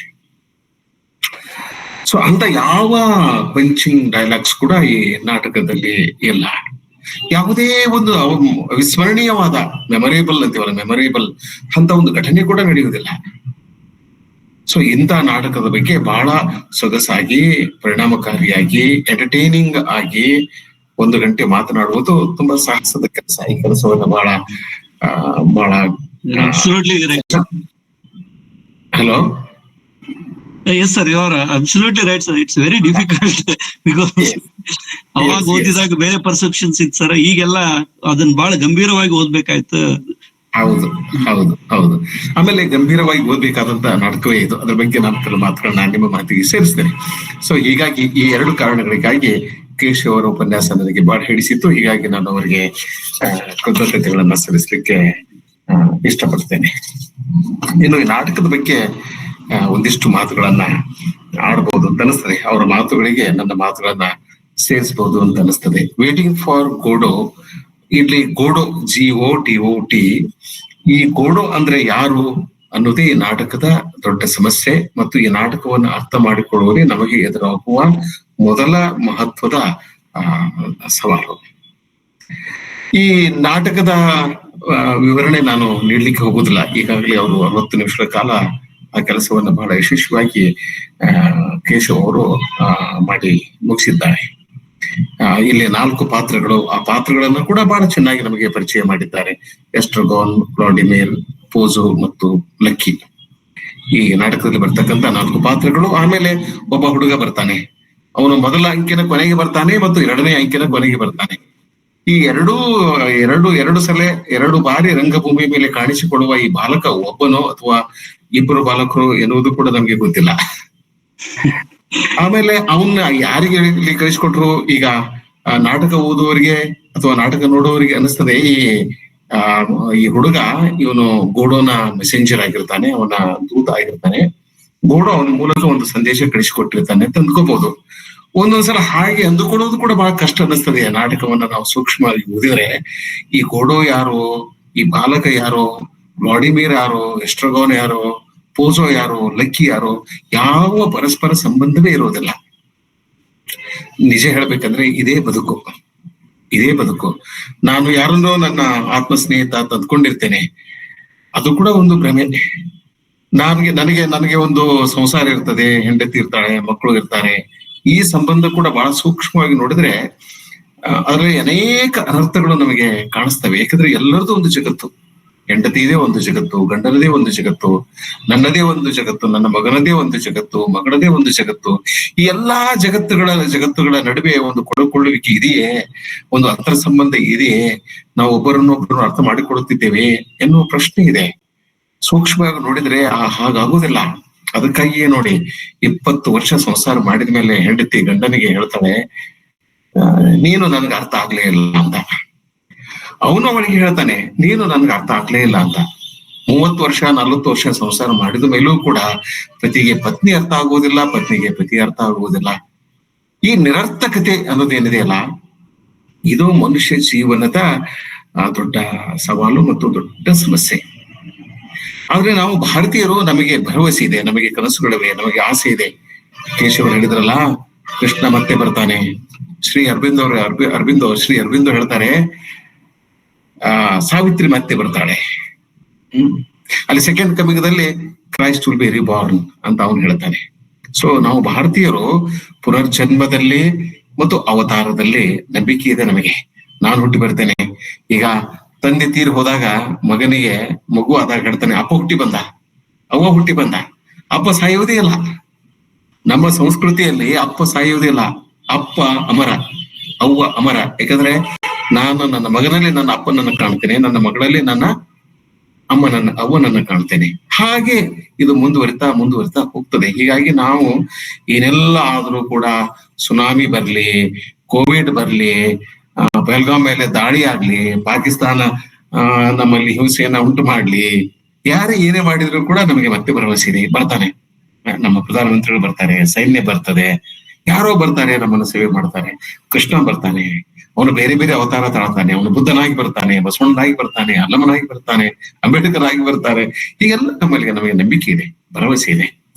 ಆದ್ರೆ 2 ಮಹಾಯುದ್ಧಗಳನ್ನ ನೋಡಿದ ದೇಶಗಳು, ಯುರೋಪ್ ಮುಖ್ಯವಾಗಿ, ಈ ಭರವಸೆಯನ್ನ ಕಳೆದುಕೊಂಡು ಬಿಡ್ತು.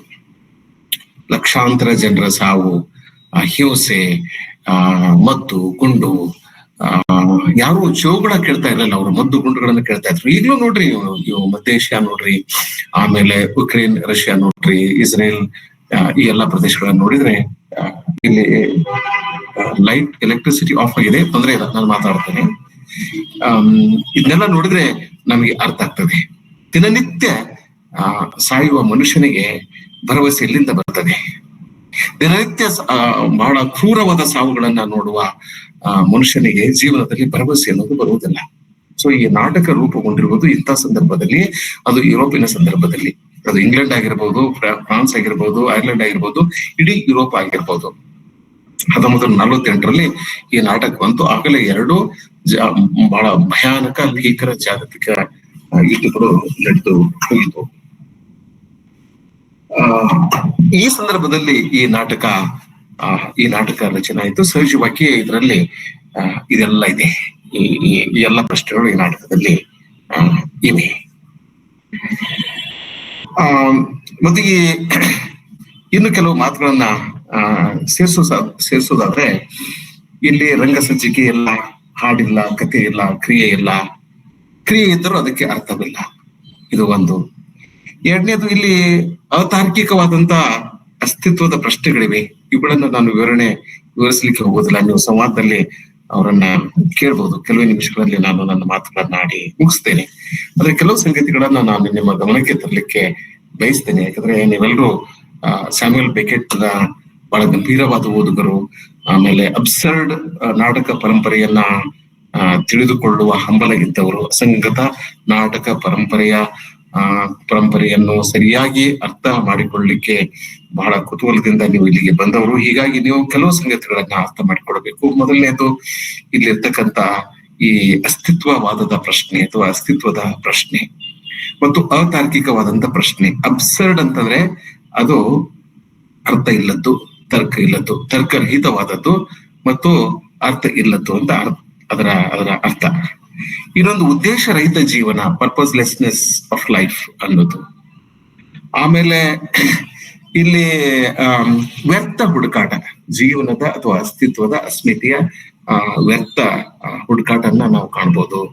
ಕಾಲದ ಅನಿಶ್ಚಿತತೆ, ಯಾಕಂದ್ರ ಅದ್ರ ಬಗ್ಗೆ ಆಗ್ಲೇ ಕೇಶವ್ ಅವರು ಸಾಕಷ್ಟು ಮಾತುಗಳನ್ನ ಆಡಿದ್ದಾರೆ. ಮತ್ತು ಇದರಲ್ಲಿ ನಾಟಕದ ಪ್ರಾರಂಭದಲ್ಲಿ ಒಂದು ಎಲೆಗಳಿಲ್ಲದ ಮರ ಇರ್ತದೆ. ವಿಶೇಷತೆ ಏನಂದ್ರೆ, ನಾಟಕದ ವಿಶೇಷತೆ ಏನಂದ್ರೆ, ಇಲ್ಲಿ ಕ್ರಿಯೆಯೇ ಇಲ್ಲ. there is an absolute absence of action. ಆಮೇಲೆ ಅಸಂಬದ್ಧವಾದ ಮಾತುಗಳಿವೆ. ಇದೊಂದು 100-110 ಪುಟದ ನಾಟಕವನ್ನ ನೀವು ಓದಿದ್ರೆ ಸಾವಿರಾರು ಮಾತುಗಳನ್ನ ಈ 4 ಪಾತ್ರಗಳು ಆಡ್ತವೆ. ಹೆಚ್ಚು ಮಾತುಗಳನ್ನ ಆಡುವವರು ವ್ಲಾಡಿಮಿರ್ ಮತ್ತು ಎಸ್ಟ್ರಗೋನ್. ಅವರ ಆಡುವ ಯಾವ ಮಾತಿನಲ್ಲೂ ಒಂದು ಸುಸಂಬದ್ಧವಾದ ತರ್ಕ ಇಲ್ಲ, ಮತ್ತು ಒಂದು ಚಾಕಚಕ್ಯತೆ ಇಲ್ಲ, ಕಾರ್ಯಕಾರಣ ಸಂಬಂಧ ಇಲ್ಲ, ಏನೂ ಇಲ್ಲ. ಒಂದು ವಿಚಿತ್ರವಾದಂತ ಮಾತುಗಳು, ಒಂದು ವಿಚಿತ್ರವಾದಂತ ಒಂದು ಸಂದರ್ಭ. ಅದೇ ಈ ನಾಟಕದ ಶ್ರೇಷ್ಠತೆ. ಆಮೇಲೆ ಈ ಮಾತುಗಳು ಕೂಡ ಪುನರಾವರ್ತನೆ ಆಗ್ತಾ ಹೋಗ್ತವೆ, ದೇ ಗೆಟ್ ರಿಪೀಟೆಡ್. ಯಾಕೆ ಹೀಗಾಗ್ತದೆ ಅನ್ನೋದೇ ಒಂದು ಪ್ರಶ್ನೆ. ಯಾಕೆ ಹೀಗಾಗ್ತದೆ ಅಂದ್ರೆ, ಜೀವನದಲ್ಲಿ ನಾವು ಎಸಗುವ ಕ್ರಿಯೆಗಳಲ್ಲಿ ಮಹತ್ತರ ವ್ಯತ್ಯಾಸಗಳೇ ಇರುವುದಿಲ್ಲ. ನೀವು ನಿಮ್ಮ ಜೀವನವನ್ನು ಸರಿಯಾಗಿ ಪರೀಕ್ಷೆ ಮಾಡಿಕೊಂಡ್ರೆ ಈ ಮಾತಿನ ಅರ್ಥ ಆಗ್ತದೆ. ಈಗ ನಾನು 56 ವರ್ಷ ನನಗೆ ವಯಸ್ಸು. 56 ವರ್ಷದಲ್ಲಿ ನಾನು ಎಷ್ಟು ಹೊಸ ಕೆಲಸಗಳನ್ನ ಮಾಡಿದ್ದೇನೆ. 5 ಗಂಟೆಗೆ ನಾನು ಹೇಳ್ತೇನೆ, ಎದ್ದ ಮೇಲೆ ಅದು ಒಂದು ನಿಯಮ, 5 ಗಂಟೆಗೆ ಇಡಲೇಬೇಕು. ಎದ್ದ ಮೇಲೆ 1 ಗಂಟೆ ವಾಯು ವಿಹಾರಕ್ಕೆ ಹೋಗ್ಬೇಕು, ಆಮೇಲೆ ಸ್ನಾನ ಮಾಡ್ಬೇಕು, ಪೂಜೆ ಮಾಡ್ಬೇಕು, ಆಮೇಲೆ 1-2 ಗಂಟೆ ಓದ್ಬೇಕು, ಬ್ರೇಕ್ಫಾಸ್ಟ್ ಮಾಡ್ಬೇಕು, ಡ್ಯೂಟಿಗೆ ಹೋಗಿ ಬರ್ಬೇಕು. ಇದೆಲ್ಲ ಇದೆಯಲ್ಲ, ಇದೆಲ್ಲ ಪುನರಾವರ್ತನೆ ಅಲ್ಲ ಏನು ಅಂತ. ಜೀವನದಲ್ಲಿ ನಾವೆಲ್ಲರೂ ಮಾಡಿದ್ದೇ ಮಾಡ್ತೇವೆ, ಹೇಳಿದ್ದೇ ಹೇಳ್ತೇವೆ. ಹೀಗಾಗಿ ಎಲ್ಲರೂ ಬಹಳ ಸಾಮಾನ್ಯರಾಗಿ ಬದುಕಿ ಸಾಮಾನ್ಯರಾಗಿ ಸತ್ತು ಹೋಗ್ತೇವೆ. ಯಾರು ಜೀವನದಲ್ಲಿ ಮಾಡಿದ್ದೇ ಮಾಡುವುದಿಲ್ಲ, ಹೇಳಿದ್ದೇ ಹೇಳುವುದಿಲ್ಲ, ದಿನನಿತ್ಯ ಹೊಸದನ್ನ ಮಾಡ್ತಾನೆ, ಹೊಸ ಹೊಸ ಸಾಹಸಗಳಿಗೆ ಕೈ ಹಾಕ್ತಾನೆ, ಹೊಸ ಹೊಸ ಶೋಧ ಮಾಡ್ತಾನೆ, ಪ್ರಯೋಗ ಮಾಡ್ತಾನೆ, ದೇಹದೊಂದಿಗೆ, ಮನಸ್ಸಿನೊಂದಿಗೆ, ಆತ್ಮದೊಂದಿಗೆ ಅಂದಾಗ ಅವನ ವ್ಯಕ್ತಿತ್ವದಲ್ಲಿ ಬೇರೆ ಬೇರೆ ಆಯಾಮಗಳು ಬಿಟ್ಕೊಡ್ತವೆ, ಜೀವನ ಅರ್ಥಪೂರ್ಣ ಆಗ್ತದೆ. ಹೀಗಾಗಿ ಕೇವಲ ಐರೋಪ್ಯ ದೇಶಗಳಲ್ಲಿ ಅಲ್ಲ, ನಮ್ಮ ದೇಶಗಳಲ್ಲೂ ಕೂಡ ಇದು ಆಗ್ತದೆ. ನಾಟಕ ಜೀವನದ ಪ್ರತಿಬಿಂಬ, ನಾಟಕದ ಜೀವನದ ಪ್ರತಿಬಿಂಬ. ಹೀಗಾಗಿ ಜೀವನದ ನಿರರ್ಥಕತೆ ನಾಟಕದ ನಿರರ್ಥಕತೆ. If there is no meaning in life, how can meaning be in poetry that portrays life ಅನ್ನೋದು ಒಂದು ಪ್ರಶ್ನೆ. ನಾಟಕದ ಪ್ರಾರಂಭದಲ್ಲಿ ಒಂದು ಮಾತು ಬರ್ತದೆ. ಫಸ್ಟ್ ಮೊದಲು ಮಾತಾಡುವವನು ಎಸ್ಟ್ರಗೋನ್ ಹೇಗ್ ಶುರು ಮಾಡ್ತಾನೆ? Nothing to be done. ಕೆಲವ್ರು ಹೇಳ್ತಾರೆ ಏನು ಜೀವನ ಅಂತಲೇ ಅವ್ರು ಹೇಳ್ತಾರೆ. ಏನು ಜೀವನ ಅಂತ ನೀವು ಹಾಸಿಗೆಯಿಂದ ಎದ್ರೆ ನಿಮಗೆ ಜೀವನ ಅರ್ಥಪೂರ್ಣ ಆಗುವುದೇ ಇಲ್ಲ. ಹಪಾಪಿಸುವುದು, ಹಳಹಳಿಸುವುದು, ಕಳೆದು ಹೋದದನ್ನ ಜ್ಞಾಪಕ ಮಾಡಿಕೊಳ್ಳುವುದು, ಅದು ಇಲ್ಲ, ಇದು ಇಲ್ಲ, ಹಾಗಾಯ್ತು, ಹೀಗಾದಾಗ ಜೀವನ ಆಗುವುದಿಲ್ಲ. ಎಲ್ಲ ಇದೆ, ಎಲ್ಲಾ ಚೆನ್ನಾಗಿದೆ, ನಾನು ಚೆನ್ನಾಗಿದ್ದೇನೆ, ನೀವು ಚೆನ್ನಾಗಿದ್ದೀರಿ ಅಂದ್ಕೊಂಡಾಗ ಜೀವನ ಚೆನ್ನಾಗಾಗ್ತದೆ. ಎಸ್ಟ್ರಗೋನ್ ಹೇಳ್ತಾನೆ ನಥಿಂಗ್ ಟು ಬಿ ಡನ್, ಏನು ಮಾಡಲು ಸಾಧ್ಯವಿಲ್ಲ. ನಾಟಕದ ಮೊದಲನೇ ಸಾಲು. ನಾಟಕದ ಕೊನೆಯ ಸಾಲು ಏನು ಅಂದ್ರೆ, ಎಸ್ಟ್ರಗೋನ್ ಮಾತಾಡ್ತಾನೆ, ವೆಲ್ ಶಾಲ್ ವಿ ಗೋ, ನಾವು ಹೋಗ್ಬೋದೇ ಅಂತಾನೆ. Vladimir S let us go ಅಂತಾನೆ. ನಾಟಕ ಹೇಳ್ತಾನೆ ದೇ ಡೋಂಟ್ ಮೂವ್, ಅವರು ಕದಲುವುದಿಲ್ಲ, ರಂಗಭೂಮಿಯನ್ನು ಬಿಟ್ಟು ಕದಲುವುದಿಲ್ಲ. ನಾನು ಹೋಗ್ತೇನೆ ಅಂದಾಗ ನಾನು ಹೋಗ್ಬೇಕು. ನಾನು ಹೋಗ್ತೇನೆ ಎಂದು ಹೋಗದೇ ಇದ್ರೆ ದಟ್ ಈಸ್ ಅಬ್ಸರ್ಡ್, ಅದು ಅತಾರ್ಕಿಕವಾದದ್ದು. ನಾನು ಹೇಳ್ತೇನೆ ಅಂದ್ರೆ ಹೇಳ್ಬೇಕು. ನಾನು ಹೇಳ್ತೇನೆ ಎಂದು ಹೇಳದೆ ಹೋದ್ರೆ, ಹಾಡ್ತೇನೆ ಎಂದು ಹೇಳಿ ಹಾಡದೆ ಹೋದ್ರೆ ಅದು ನಿರರ್ಥಕ ಅಲ್ಲ, ಅದು ಅಬ್ಸರ್ಡ್, ಅದು ಅರ್ಥಹೀನವಾದದ್ದು. ನಾಟಕದ ಕೊನೆಗೆ ನಾವು ಹೋಗೋಣ ಎಂದು ಹೇಳ್ತಾರೆ, ಆದ್ರೆ ಯಾರೂ ಹೋಗುವುದಿಲ್ಲ. ಈ ನಾಟಕದ ವಸ್ತು ಅಂದ್ರೆ ಏನು ಅಂದ್ರೆ ಏನೂ ಆಗುವುದಿಲ್ಲ. ಒಂದು ಅದ್ಭುತವಾದಂತ ಸಾಲು ಇಲ್ಲಿ ಇದೆ. ಏನಂದ್ರೆ, we are waiting for Godot. ನಾವು ಗೋಡೋನಿಗೆ ಹೇಗೆ ಕಾಣ್ತಾ ಇದ್ದೇವೆ? ಇಲ್ಲಿ 4-5 ಪ್ರಶ್ನೆಗಳಿವೆ. ಮೊದಲನೇದು, ಗೋಡೋ ಎಂದರೆ ಯಾರು? Nobody knows who is Godot. ಇವತ್ತಿಗೂ ಕೂಡ you can't say for certainty that Godot is this. Godot ಅಂದ್ರೆ ಇವನು, ಈತ ಎಂದು ಹೇಳಲು ಸಾಧ್ಯವೇ ಇಲ್ಲ. ಎರಡನೇದು, ಗೋಡೋ ಎಂದ್ರೆ ದೇವರಲ್ಲ. ಈಗ ಬೆಕೆಟ್ ದೇವರಲ್ಲ ಎಂದ ತಕ್ಷಣ ನಾವು ಒಪ್ಕೊಳ್ಬೇಕಾದ ಅಗತ್ಯ ಇಲ್ಲ. ನಾಟಕಕಾರ ಏನೇ ಹೇಳಿ ಅದನ್ನ ಇಡಿಯಾಗಿ ಸಂಪೂರ್ಣವಾಗಿ ಓದುಗರು ಕೇಳುಗರು ನಂಬಬೇಕಾದ ಅಗತ್ಯ ಇಲ್ಲ. ಆದ್ರೆ ಈ ನಾಟಕವನ್ನ ಕನಿಷ್ಠ ಅಂದ್ರೆ ಒಂದು 40 ಸಲ ಓದಿರ್ಬೋದು, ಒಂದು 10 ಬ್ಯಾಚ್ ವಿದ್ಯಾರ್ಥಿಗಳಿಗೆ ನಾಟಕವನ್ನು ಕಲಿಸಿರ್ಬೋದು. My question is, who is Godot? ಯಾರು ಈ ಗೋಡೋ ಅನ್ನೋದು. ಆಮೇಲೆ ಅವನು ಯಾರು ಎಂದೇ ನಮಗೆ ಗೊತ್ತಿಲ್ಲ, ಅವನ ಸ್ವರೂಪ ನಮ್ಗೆ ತಿಳಿದಿಲ್ಲ, ಅವನು ಒಳ್ಳೆಯವನು ಅಥವಾ ಕೆಟ್ಟವನು ಗೊತ್ತಿಲ್ಲ. ವ್ಲಾಡಿಮಿರ್ ಹೇಳ್ತಾನೆ, ಇಸ್ ಈ ಗುಡ್? ಅವ್ನಿಗೆ ಯಾರೋ ಹೊಡೆದು ಬಿಟ್ಟಿರ್ತಾರೆ. ನಾಟಕ ಪ್ರಾರಂಭವಾಗುವ ಮೊದಲೇ ಹಿ ಹ್ಯಾಸ್ ಬಿನ್ ಕ್ರಾಶ್ಡ್. ಅವನು ಶಿಕ್ಷೆಗೆ ಗುರಿಯಾಗಿರ್ತಾನೆ, ಶಿಕ್ಷೆಗೆ ಒಳಗಾಗಿರ್ತಾನೆ, ಅವನ ಮೇಲೆ ಶಿಕ್ಷೆಯನ್ನ ಜಾರಿ ಮಾಡಲಾಗಿರ್ತದೆ. ಮಾಡಿದವನು ಯಾರು? ಗೋಡೋ. ಕ್ಯಾನ್ ಗಾಡ್ ಪನಿಷ್ ಅನ್ನೋದು ಕೂಡ ಒಂದು ಪ್ರಶ್ನೆ. ಹೀಗಾಗಿ ಅವನು ಒಳ್ಳೆಯವನೋ ಅಥವಾ ಅವನು ಕೆಟ್ಟವನೋ ಯಾರಿಗೂ ಗೊತ್ತಿಲ್ಲ. ಆಮೇಲೆ ಅವನು ಕಾಣಿಸಿಕೊಂಡ್ರೆ ತಮ್ಮ ಅಸ್ತಿತ್ವದಲ್ಲಿ ಏನಾದ್ರೂ ಬದಲಾವಣೆ ಆಗ್ಬೋದೇ ಗೊತ್ತಿಲ್ಲ. ಈಗ ನೋಡ್ರಿ, ಅವರಿಬ್ರು ಗೋಡೋಗಾಗಿ ಕಾಯ್ತಾ ಇದ್ದಾರೆ. ಗೋಡೋ ಯಾವನೋ ಮನುಷ್ಯನೋ ದೇವರೋ ಒಂದು ಶಕ್ತಿಯೋ ಏನೋ ಇರಬಹುದು, ಅದು ಗೊತ್ತಿಲ್ಲ ನಮಗೆ. ಅದು ಅಗೋಚರ, ಅದು ಅನಿಶ್ಚಿತ. ಆ ಗೋಡೋ ಕಾಣಿಸಿಕೊಂಡ್ರೆ ಅವರ ಅಸ್ತಿತ್ವದಲ್ಲಿ ಬದಲಾವಣೆ ಆಗಬಹುದೇ ಗೊತ್ತಿಲ್ಲ ನಮಗೆ. ನಾಟಕ ಓದಿದ್ರೆ ಅನ್ಸೋದಿಲ್ಲ. Even if Godot arrives, can there be any change in their way of life? I don't think so. ಸಾಧ್ಯ ಇಲ್ಲ ಅದು. ಎರಡನೇದು, ಅವನು ಗೋಡೋ ಬರದೇ ಇದ್ದರೆ ಅವರ ಬದುಕು ಇನ್ನಷ್ಟು ಸಮಸ್ಯಾತ್ಮಕವಾಗಬಹುದೇ? ಅದು ಗೊತ್ತಿಲ್ಲ. ಮೊದಲನೇ ಅಂಕದ ಕೊನೆಗೂ ಗೋಡೋ ಬರೋದಿಲ್ಲ, ಎರಡನೇ ಅಂಕದ ಕೊನೆಗೂ ಗೋಡೋ ಬರೋದಿಲ್ಲ. ಆದ್ರೆ ಗೋಡೋ ಬರ್ತಾನೆ ಅಂತಕ್ಕಂಥ ಒಂದು ಭರವಸೆಯನ್ನ ಹುಡುಗ ಇವರಿಗೆ ಹೇಳ್ತಾನೆ. ಸೊ ಹೀಗಾಗಿ ಇನ್ನೊಂದ್ ಕಡೆ ವ್ಲಾಡಿಮಿರ್ ಕಾರ್ತದ್ ಈ ಮಾತನ್ನು ಹೇಳ್ತಾನೆ, in an instant we all will vanish and we will be alone once again in the midst of nothingness. This nothingness is the central theme of this play. ಈ ನಾಟಕದ ಮುಖ್ಯ ವಸ್ತು, ಕೇಂದ್ರ ಸಮಸ್ಯೆ ಅಂದ್ರೆ ಶೂನ್ಯತೆ, ನಥಿಂಗ್ನೆಸ್. ಅಂದ್ರೆ ಒಂದೇ ಕ್ಷಣದಲ್ಲಿ ಎಲ್ಲವೂ ಮಾಯವಾಗುತ್ತದೆ. ಒಂದೇ ಕ್ಷಣದಲ್ಲಿ ಎಲ್ಲವೂ ಮಾಯವಾಗುತ್ತದೆ. ಶೂನ್ಯತೆಯ ನಡುವೆ ನಾವು ಮತ್ತೊಮ್ಮೆ ಒಂಟಿ ಆಗ್ತೇವೆ. ಅವರಿಗೆ ಕಾಡುವ ದೊಡ್ಡ ಸಮಸ್ಯೆ ಏನಂದ್ರೆ ಒಂಟಿತನವನ್ನ ಸಹಿಸಿಕೊಳ್ಳಿಕ್ಕೆ ಸಾಧ್ಯ ಇಲ್ಲ. ಆದ್ರೆ ಬದುಕಿನಲ್ಲಿ ನಾವು ಎಲ್ಲರೂ ಎಲ್ಲಾ ಕಾಲಕ್ಕೂ ನಾವು ಒಬ್ಬಟ್ಟಿಗಳಾಗೇ ಇರ್ತವೆ. ನಾವು ಜಾತ್ರೆಯಲ್ಲಿರ್ಬೋದು, ಸಂಭ್ರಮದಲ್ಲಿರ್ಬೋದು, ನೂರಾರು ಜನರ ಮಧ್ಯೆ ನಾವು ಕುಣಿತಾ ಇರ್ಬೋದು. But at the end of the day ultimately we are all alone. ನಾವೆಲ್ಲರೂ ಒಂಟಿಯಾಗಿರ್ತೇವೆ. ಒಂಟಿತನ ಅನ್ನೋದೇ ಜೀವನದ ಬಹಳ ಬಹಳ ಕಟು ವಾಸ್ತವ. ಸಂಸಾರದಲ್ಲಿ ಇರದೇ ಇದ್ದರು, ಎಲ್ಲಿದ್ರು ಕೂಡ ನಾವು ಒಬ್ಬಂಟಿ. ಯಾಕಂದ್ರೆ ನಾವು ನಮ್ಮದೇ ಆದಂತ ಪ್ರತ್ಯೇಕವಾದ ಜಗತ್ತಿನಲ್ಲಿ ವಾಸವಾಗಿರ್ತೇವೆ. ಸೊ ಇದೊಂದು ದೊಡ್ಡ ಫಿಲಾಸಫಿಕಲ್ ಕ್ವೆಶ್ಚನ್. ಈ ನಾಟಕವನ್ನ ಕೇವಲ ಮೊದಲ ಮತ್ತು ಎರಡನೆಯ ಜಾಗತಿಕ ಯುದ್ಧದ ಸಂದರ್ಭದಲ್ಲಿ ಈ ನಾಟಕವನ್ನ ಓದಿದರೆ ಸಾಲದು. ಇದು ಮನುಷ್ಯನ ಅಸ್ತಿತ್ವದ ಹಿನ್ನೆಲೆಯಲ್ಲಿ, ಮನುಷ್ಯನ ಬಹಳ ಮೂಲಭೂತ ತಾತ್ವಿಕ ಸಂದರ್ಭಗಳಲ್ಲಿ ಈ ನಾಟಕವನ್ನ ಓದ್ಬೇಕಾಗ್ತದೆ. ಒಟ್ಟಂದಲ್ಲಿ ಮನುಷ್ಯ ಅಂದ್ರೆ ಯಾರು, ಮನುಷ್ಯ ದೇವರ ನಡುವಿನ ಸಂಬಂಧವೇನು, ಮನುಷ್ಯ ದೇವರನ್ನು ಕಾಣಬಹುದೇ, ಅಥವಾ ದೇವರು ಕಾಣಿಸಿಕೊಂಡಾಗ ಮನುಷ್ಯನ ವ್ಯಕ್ತಿತ್ವದಲ್ಲಿ ಆಗ್ತಕ್ಕಂಥ ಬದಲಾವಣೆಯನ್ನು. ನನಗೆ ಸಮಯ ಇಲ್ಲ, ನೀವು ದಯವಿಟ್ಟು ಗಿರೀಶ್ ಕಾರ್ನಾಡ್ರ ಅಗ್ನಿ ಮತ್ತು ಮಳೆ ನಾಟಕವನ್ನ ಓದ್ಬೋದು. ಅಲ್ಲೂ ಕೂಡ ಯವಕ್ರಿ ಪ್ರಶ್ನೆಯನ್ನ ಮಾಡ್ತಾನೆ. ಬಹಳ ಒಳ್ಳೆಯ ನಾಟಕ ಅದು. ಯವಕ್ರಿ ಪ್ರಶ್ನೆಯನ್ನ ಮಾಡ್ತಾನೆ.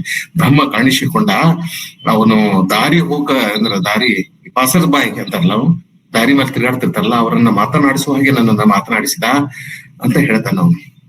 ಅಂದ್ರೆ ದೇವರು ಬಂದು ಹೋದದಕ್ಕೆ, ಬ್ರಹ್ಮ ನನ್ನನ್ನು ಭೇಟಿಯಾಗಿ ಹೋಗಿದ್ದಕ್ಕೆ ಯಾವ ಪುರಾವೆಗಳೇ ಇಲ್ಲ ಅಂತ ನಾವು. There is no evidence to prove that Lord Brahma visited me ಅಂತಕ್ಕಂಥ ಮಾತನ್ನ ಯವಕ್ರಿ ಹೇಳ್ತಾನೆ. ಸೊ ಹೀಗಾಗಿ ಇದು ಯಾವತ್ತು ನಮ್ಮನ್ನ ಕಾಡುವ ಪ್ರಶ್ನೆ. ಆದ್ರೂ ಕೂಡ ಗೂಢವಾಗಿ ಈ ಪಾತ್ರಗಳು ಕಾಯ್ತಾ ಇರ್ತವೆ. ನಥಿಂಗ್ ಹ್ಯಾಪನ್ಸ್, ಬಹಳ ಕಡೆ ಬರ್ತಕ್ಕಂಥ ಶಬ್ದ ಇದು. ಏನೂ ಆಗುವುದಿಲ್ಲ.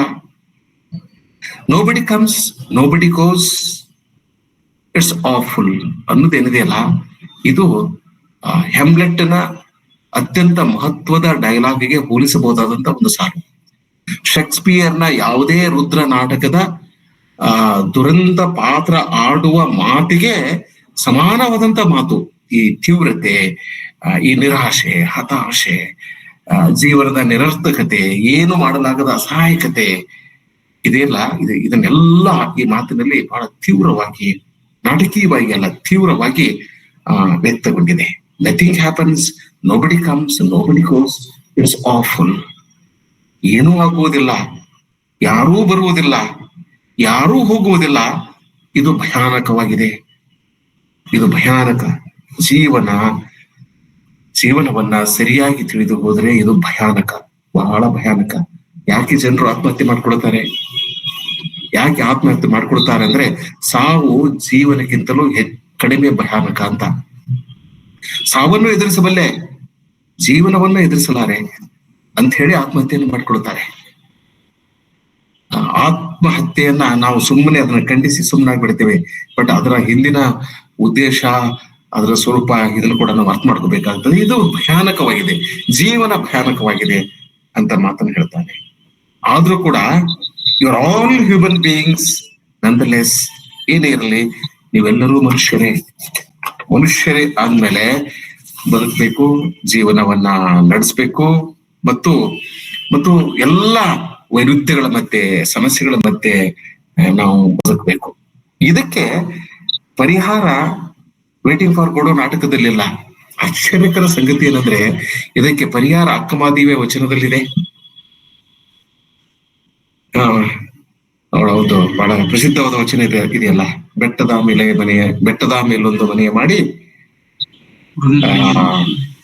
ಸಮುದ್ರದ ಕಡೆಯಲ್ಲೊಂದು ಮನೆಯ ಮಾಡಿ ಸಂತೆಯಲ್ಲೊಂದು ಮನೆಯ ಮಾಡಿ ಶಬ್ದಕ್ಕೆ ನಾಚಿದೊಡೆಂತಯ್ಯ.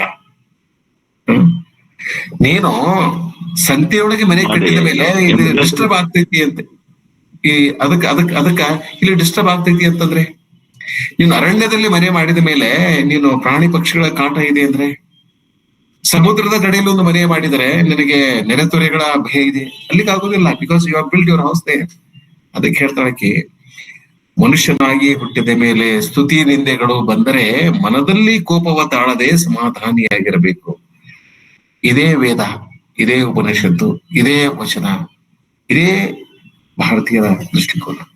ಏನಂದ್ರೆ ಎಲ್ಲ ಮನದಲ್ಲಿ ಕೋಪವ ತಾಳದೆ ಸಮಾಧಾನಿಯಾಗಿರ್ಬೇಕು. ಯು ಕ್ಯಾನ್ ಬಿ ನೀನು ಸಮಾಧಾನಿ ಆಗ್ಬೋದು, ಆದ್ರೆ ಮನಸ್ಸಿನಲ್ಲಿ ಕೋಪ ತಾಳೋದಿಲ್ಲ ನಾವು. ಇದಕ್ಕಾಗಿ ಈಗ ಎಷ್ಟೋ ಜನ ಹೇಳ್ತಾರೆ, ಯಾಕೆ ಹಾರ್ಟ್ ಅಟ್ಯಾಕ್ ಆಗ್ತಾ ಇದೆ, ಯಾಕೆ BP ಶುಗರ್ ಬರ್ತಾ ಇದೆ, ಯಾಕೆ ತರುಣರೆಲ್ಲ ಸಾಯ್ತಾ ಇದ್ದಾರೆ? ಯಾಕೆಂದ್ರೆ ಮನಸ್ಸಿನಲ್ಲಿ ಸಮಾಧಾನ ಇಲ್ಲ. 21ನೇ ಶತಮಾನದಲ್ಲಿ ಬದುಕುವ ನಮ್ಮ ಅನೇಕ ಜನರಲ್ಲಿ ಮನಸ್ಸಿನಲ್ಲಿ ಸಮಾಧಾನ ಇಲ್ಲ.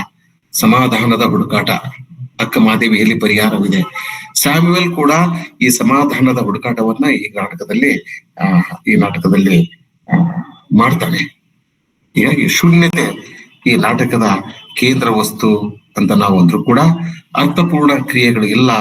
ಉದ್ದೇಶರಹಿತವಾದ ಬದುಕಿನ ಬಗ್ಗೆ ಈ ನಾಟಕ ಇದೆ. ಪಾತ್ರಗಳು ಅಸ್ತಿತ್ವದ ಹುಡುಕಾಟವನ್ನ ಮಾಡ್ತವೆ. ಜೀವನದ ಅಸಂಗತಿಯನ್ನು ನಾಟಕೀಯವಾಗಿ ಚಿತ್ರಿಸ್ತದೆ. ಇದೆಲ್ಲ ನಾವು ಹೀಗೆಲ್ಲ ಅಂದ್ಕೊಂಡ್ರು ಕೂಡ ಸ್ನೇಹಿತರೆ, ಈ ನಾಟಕದಲ್ಲಿ ತರ್ಕ ಇದೆ, ಈ ನಾಟಕದಲ್ಲಿ ಅರ್ಥ ಇದೆ. ಈ ಪಾತ್ರಗಳ ಕ್ರಿಯೆ ನಿರರ್ಥಕ ಅಲ್ಲ, ಈ ಸಂಭಾಷಣೆ ನಿರರ್ಥಕ ಅಲ್ಲ. ಇದು ಹಾಸ್ಯ ನಾಟಕ ಅಲ್ಲ, ಇದು ಹಾಸ್ಯ ಮತ್ತು ದುರಂತ, ಟ್ರಾಜಿಕ್ ಕಾಮಿಡಿ ಅಂತ ನಾವು ಕರಿತೇವೆ. ಅಂದ್ರೆ ಇದರಲ್ಲಿ ರುದ್ರ ಮತ್ತು ಹಾಸ್ಯ ನಾಟಕಗಳ ಪ್ರಧಾನ ಲಕ್ಷಣಗಳು ಈ ನಾಟಕದಲ್ಲಿವೆ. ಇವತ್ತಿನ ಕೊನೆಯ ಮಾತು ಅಂದ್ರೆ, ನಗುವಿನಲ್ಲೂ ಕೂಡ ವಿಷಾದ ಇರ್ತದೆ. ನಗುವ ವ್ಯಕ್ತಿ ಬಹಳ ಸಂತೋಷದಿಂದ ಇರ್ತಾನೆ ಅಂತ ನಾವು ಅಂದ್ಕೊಳ್ಬೇಕಾದ ಕಥೆ ಇಲ್ಲ. ನಗುವಿನ ಹಿಂದೆ ದುಃಖ ಇರ್ತದೆ, ನಗುವಿನ ಹಿಂದೆ ಹತಾಶೆ ಇರ್ತದೆ, ನಗುವಿನ ಹಿಂದೆ ನೋವು ಇರ್ತದೆ. ಅನೇಕ ಜನರು ತಮ್ಮ ನೋವನ್ನ, ಹತಾಶೆಯನ್ನ, ನಿರಾಶೆಯನ್ನ ಬಚ್ಚಿಟ್ಟುಕೊಳ್ಳಲು ಅಥವಾ ಮುಚ್ಚಿಡಲು ಈ ನಗುವಿನ ಲೇಪವನ್ನ ಅಥವಾ ವೇಷವನ್ನ ಧರಿಸ್ತಾ ಇರ್ತಾರೆ. ಹಾಗೆ ಹಾಸ್ಯ ಬಹಳ ಗಂಭೀರವಾಗಿರುತ್ತದೆ. ಚಾರ್ಲಿ ಚಾಪ್ಲಿನ್ ಸಿನಿಮಾಗಳನ್ನ ನೋಡಿದ್ರೆ ನಮಗೆ ಅರ್ಥ ಆಗ್ತದೆ ಅದು ಆ ನಗುವಿನ ಹಿಂದೆ ಏನು ವಿಷಾದ ಇದೆ ಅನ್ನೋದು. ಹೀಗಾಗಿ ಇಲ್ಲಿಯ ಪಾತ್ರಗಳು ನಗ್ತವೆ ಅಥವಾ ನಮ್ಮಲ್ಲಿ ನಗೆಯನ್ನು ಹುಟ್ಟಿಸ್ತವೆ ಅಂತಂದ್ರೆ ಅದು ಸಾಮಾನ್ಯವಾದ ನಗೆ ಅಲ್ಲ. ಅದರ ಹಿಂದೆ ವಿಷಾದವಿದೆ, ದುಃಖ ಇದೆ, ನೋವಿದೆ. ಜೀವನದ ನಿರರ್ಥಕತೆ ಮತ್ತು ಆ ನಿರರ್ಥಕವಾದ ಜೀವನದಲ್ಲಿ ಅರ್ಥವನ್ನು ಹುಡುಕುವುದು ಹೇಗೆ, ತರ್ಕವನ್ನು ಹುಡುಕುವುದು ಹೇಗೆ. ಇಡೀ ಜಗತ್ತಿಗೆ ಯಾವುದೇ ಕಾರ್ಯಕಾರಣ ಸಂಬಂಧ ಇಲ್ಲ, ಜಗತ್ತಿಗೂ ದೇವರಿಗೂ ಸಂಬಂಧವಿಲ್ಲ, ಮನುಷ್ಯನಿಗೆ ಅಸ್ತಿತ್ವವೇ ಇಲ್ಲ, ಜಗತ್ತಿಗೆ ಅರ್ಥವೇ ಇಲ್ಲ. ಇವೆಲ್ಲ ಅಸ್ತಿತ್ವವಾದಿ ಸಿದ್ಧಾಂತಗಳು. ಇದರ ಬಗ್ಗೆ ನಾವು ತಿಳಿದುಕೊಳ್ಳಬೇಕು. ಇದನ್ನ ಹೆಚ್ಚು ಮನಸ್ಸಿಗೆ ಹಚ್ಚಿಕೊಳ್ಬೇಕಾದ ಅಗತ್ಯ ಇಲ್ಲ. ಎಲ್ಲದಕ್ಕೂ ಈ ವಿಶ್ವದ ಹುಟ್ಟಿಗೆ ಕಾರಣ ಇದೆ. ಕಾರಣ ಇಲ್ಲದೆ ಯಾವ ವಸ್ತು ಹುಟ್ಟುವುದಿಲ್ಲ. ನದಿ ಇದೆ, ಸಾಗರ ಇದೆ, ಬೆಟ್ಟ ಇದೆ, ಗುಡ್ಡ ಇದೆ, ನೀವಿದ್ದೀರಿ, ನಾನಿದ್ದೀನಿ. ನಮ್ಮೆಲ್ಲರ ಹುಟ್ಟಿಗೂ, ನಮ್ಮೆಲ್ಲರ ಜನರಕ್ಕೂ ಅರ್ಥ ಇದೆ. ಅದರ ಹಿಂದೆ ಒಂದು ಕಾರ್ಯಕಾರಣ ಸಂಬಂಧ ಇದೆ. ಏನೋ ಮಾಡಬೇಕಾಗಿದೆ. ಮತ್ತು ಆದ್ರೆ ನಾವು ಜೀವನವನ್ನ ಸರಿಯಾಗಿ ಅರ್ಥ ಮಾಡಿಕೊಳ್ಳುವುದಿಲ್ಲ, ನಮ್ಮ ವ್ಯಕ್ತಿತ್ವವನ್ನ ನಾವು ಸರಿಯಾಗಿ ಅರ್ಥ ಮಾಡಿಕೊಳ್ಳುವುದಿಲ್ಲ, ನಮ್ಮ ಕನಸುಗಳನ್ನ ಆಶೆಗಳನ್ನ ಸರಿಯಾಗಿ ಅರ್ಥ ಮಾಡಿಕೊಳ್ಳುವುದಿಲ್ಲ. ಹೀಗಾಗಿ ನಾವು ದೇವರ ಪ್ರೀತಿಗೆ ನಾವು ಪಾತ್ರರಾಗುವುದಿಲ್ಲ. ಆ ದಾರಿಯಲ್ಲಿ ನಡೆಯಲು ಇಂತಹ ಕೃತಿಗಳು ನಮಗೆ ಪ್ರೇರಣೆ ನೀಡುತ್ತವೆ. ಇದೇ ಧಾರವಾಡ ಕಟ್ಟೆಯ ಉದ್ದೇಶವಾಗಿದೆ. ಎಲ್ಲರನ್ನು ಸತ್ಯದ ದಾರಿಯಲ್ಲಿ ಕರೆದುಕೊಂಡು ಹೋಗುವುದು, ದೇವರ ದಾರಿಯಲ್ಲಿ ಕರೆದುಕೊಂಡು ಹೋಗುವುದು, ಬೆಳಕಿನ ದಾರಿಯಲ್ಲಿ ಕರೆದುಕೊಂಡು ಹೋಗುವುದು. ಇಲ್ಲದಿದ್ರೆ ಸಾಹಿತ್ಯದ ಚರ್ಚೆಗೆ, ಸಂಸ್ಕೃತಿಗೆ ಚರ್ಚೆಗೆ ಯಾವ ಅರ್ಥವೂ ಇರುವುದಿಲ್ಲ. ಈ ಹೊತ್ತಿನ ಈ ಗಳಿಗೆಯನ್ನು, ಈ ಸಂಜೆಯನ್ನು ಬಹಳ ಅರ್ಥಪೂರ್ಣಗೊಳಿಸಿದ ಸ್ನೇಹಿತರಾದ ಕೇಶವ್ ಅವರಿಗೆ ನಾನು ಕೃತಜ್ಞತೆಗಳನ್ನ, ಧನ್ಯವಾದಗಳನ್ನ ಹೇಳುವುದರ ಮೂಲಕ ನನ್ನ ಮಾತುಗಳನ್ನು ಮುಗಿಸ್ತೇನೆ. ನಮಸ್ಕಾರ. ಮತ್ತೆ ನಾವು ಗುರುವಾರ ಭೇಟಿ ಹಾಕೋಣ. ಮುಂದಿನ ಶನಿವಾರ ನಮ್ಮ 300ನೇ ಕಾರ್ಯಕ್ರಮಕ್ಕೆ ನೂರಾರು ಸಂಖ್ಯೆಯಲ್ಲಿ ಧಾರವಾಡ ಕಟ್ಟೆಯ ಸಂಗಾತಿಗಳು, ಕೇಳುಗರು, ಸ್ನೇಹಿತರು ಭಾಗವಹಿಸಬೇಕು ಎಂದು ನಾನು ಕೋರಿಕೊಳ್ಳುತ್ತೇನೆ. ಎಲ್ಲರಿಗೂ ನಮಸ್ಕಾರ, ಶುಭವಾಗಲಿ. ಧನ್ಯವಾದಗಳು ಸರ್. ಈಗ ವೇದಿಕೆ ಚರ್ಚೆಗೆ ತೆರೆದುಕೊಳ್ಳಲಿದೆ. ಸಾಹಿತ್ಯಾಸಕ್ತರು ಉಪನ್ಯಾಸಕರೊಂದಿಗೆ ನೇರವಾಗಿ ಸಂವಾದದಲ್ಲಿ ಪಾಲ್ಗೊಳ್ಳಬಹುದು.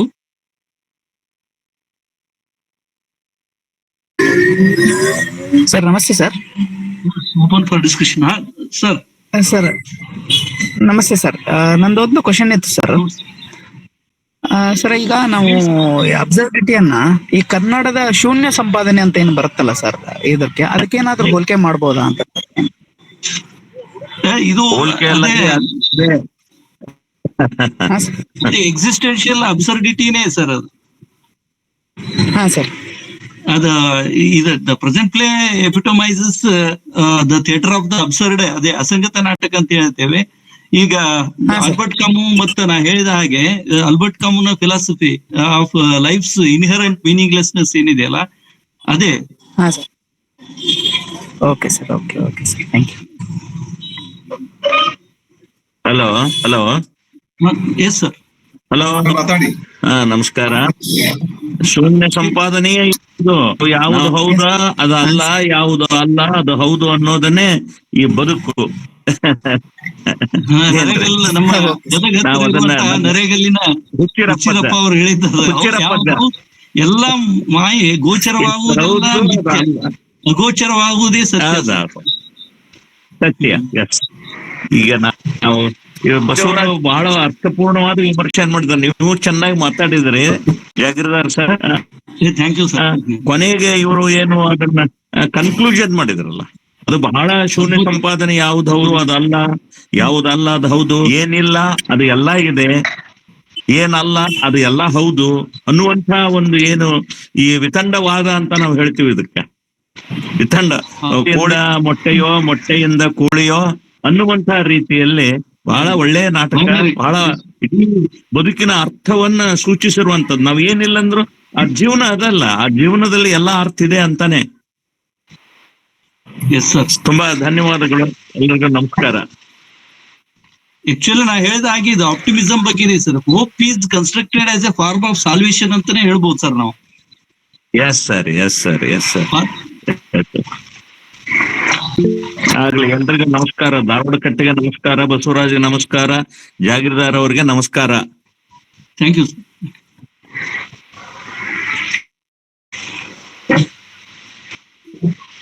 ಮತ್ತೆ ಯಾರಾದ್ರೂ ಏನಾದ್ರೂ ಕೇಳೋದಿದ್ರೆ ಅಥವಾ ತಮ್ಮದಿಷ್ಟು ಅನಿಸಿಕೆ ಹೇಳೋದಿದ್ರೆ 1-2 ನಿಮಿಷದಲ್ಲಿ ಹೇಳಿ. ಸರ್ ನಮಸ್ಕಾರ ಸರ್. ನನಗೆ ಹಲೋ ಸರ್, ನಮಸ್ಕಾರ ಸರ್. ಸರ್, ನಾನು ಪ್ರಶ್ನೆ, ಒಂದ್ ವೇಳೆ ನೀವೇ ಇಸ್ಟ್ರೋಜನ್ ಅವರು ವ್ಲಾಡಿಮಿರ್ ಪ್ಲೇಸ್ ಅಲ್ಲಿ ಇದ್ರೆ ಗೋಡೋಟ್ಗಾಗಿ ವೇಟ್ ಮಾಡ್ತಿದ್ರ? ಒಂದ್ ವೇಳೆ ಮಾಡ್ತಿದ್ರೆ ಏಕೆ ಮಾಡ್ತಿದ್ರಿ? ಒಂದ್ ವೇಳೆ ಇಲ್ಲ ಅಂದ್ರೆ ಏಕೆ?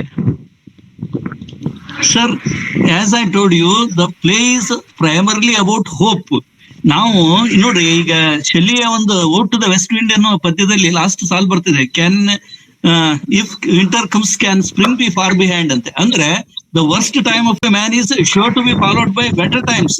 ನಾವು ಬೆಟರ್ ಟೈಮ್ಸ್ ಗಾಗಿ ಕಾಯುತ್ತೇ ಇರುವುದೇ. ಅದಕ್ಕೆ ನಾ ಈಗಾಗಲೇ ಹೇಳಿದಂಗೆ ಇದು present play hope is constructed as a form of salvation.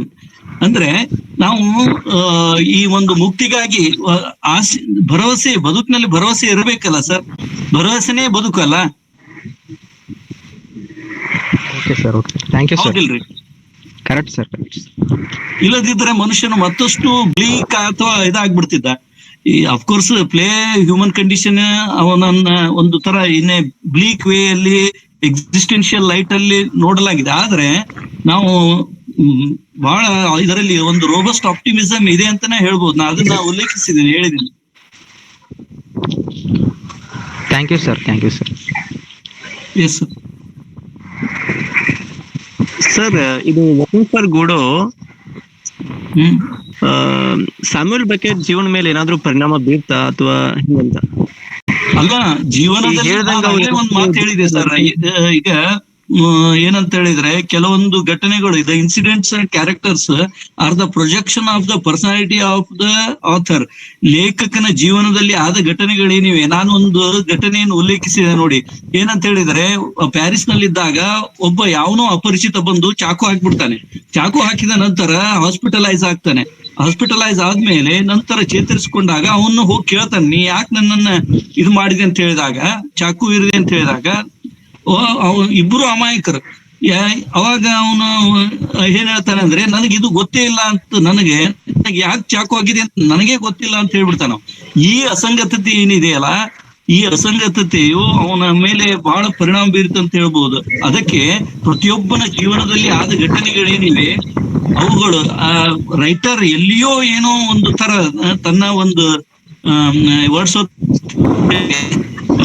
poetry is the spontaneous overflow of and it is the emotion corrected. It's not an escape from personality ಅಂತ ಎಲಿಯಟ್ ಹೇಳ್ತಾನೆ. ಆದ್ರೆ ಆಕ್ಚುಲ್ ಆಗಿ ವರ್ಡ್ಸ್ವರ್ತ್ ಹೇಳಿದಂಗೆ subjective ಅಂತಾನೆ ಹೇಳ್ಬೋದು. ಒಮ್ಮೊಮ್ಮೆ ಜೀವನದಲ್ಲಿ ಆದ ಘಟನೆಗಳು ಬರವಣಿಗೆ ಮೇಲೆ ಪ್ರಭಾವ ಬೀರ್ತವೆ.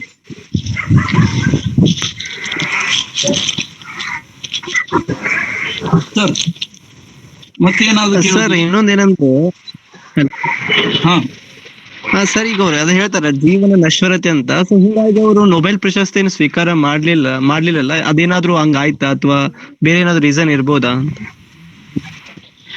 ಅದೇ ಸರ್, ಒಂದು ತರ ಫ್ಯೂಟಿಲಿಟಿ, ಡೆಸ್ಪೇರ್ ಇವು ಏನಿವೆ ಅಲ್ಲ, the search for meaning in a meaningless word ಏನಿದೆ ಅಲ್ಲ, ಇದನ್ನ ಕುರಿತಾಗಿನೇ ಅವನು ಹೆಚ್ಚು ಚಿಂತನ ಮಂಥನ ಮಾಡಿದ್ದರಿಂದ ಅವು ಎಲ್ಲ ಈಗ ನೋಡ್ರಿ, the paths of glory lead but to the grave. ನಾವು ಅಂತಿರ್ತೇನೆ, the paths of UGC salary lead but to the grave.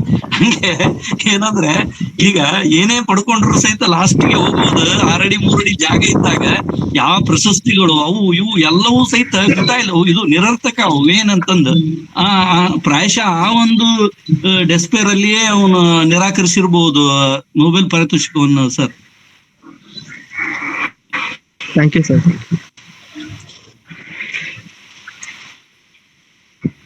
I would like to answer to the point, so that those who are not ಧನ್ಯವಾದಗಳು sir. ಈಗ ಸಮಯದ ಅಭಾವದಿಂದ ಒಂದು ಕೊನೆಯ ಪ್ರಶ್ನೆಯನ್ನು ನಾವು ಈಗ ಅವಕಾಶ ಇದೆ. Yes sir. ಸರ್ ನಮಸ್ತೆ ಸರ್. ನಮಸ್ತೆ ಸರ್. ಸರ್, ನಾ ರತ್ನಾಕರ್ ಅಂತ ಹೇಳಿ ಮುಧೋಳದಿಂದ sir, Bagalkote district sir. Fine sir.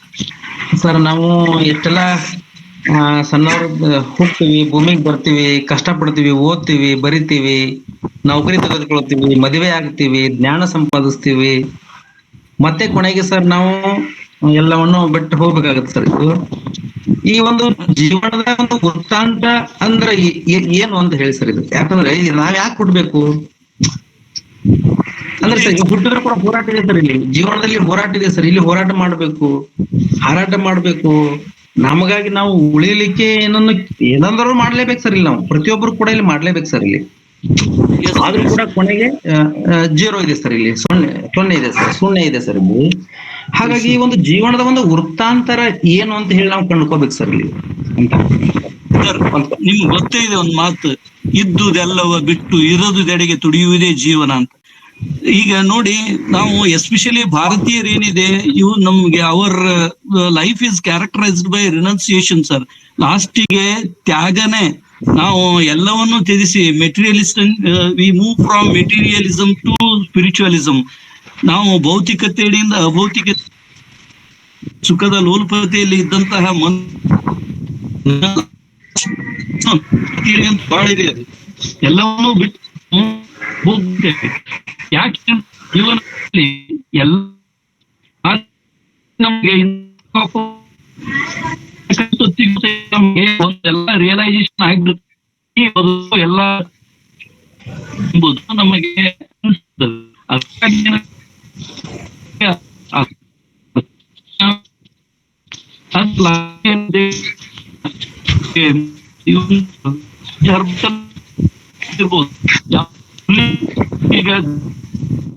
ಈಗ ಸ್ಟ್ರೆಂತ್ ಬ್ಯೂಟಿ ಎಲ್ಲ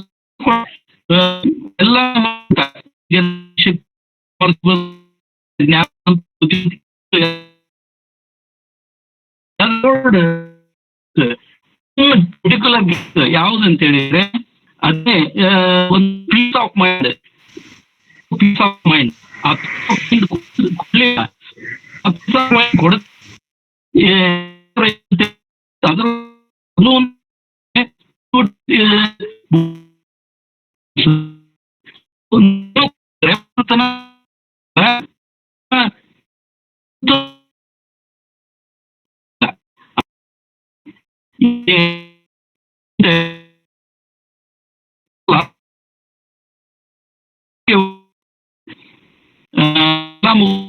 ಒಂದು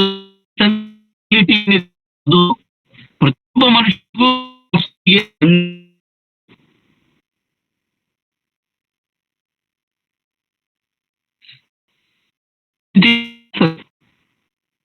ಸರಿ ಕೇಳಿಲ್ಲ ಸರ್, ಏನೋ ಕ್ಲಿಯರ್ ಇಲ್ಲ ಸರ್. ನಾ ಕೇಳಿ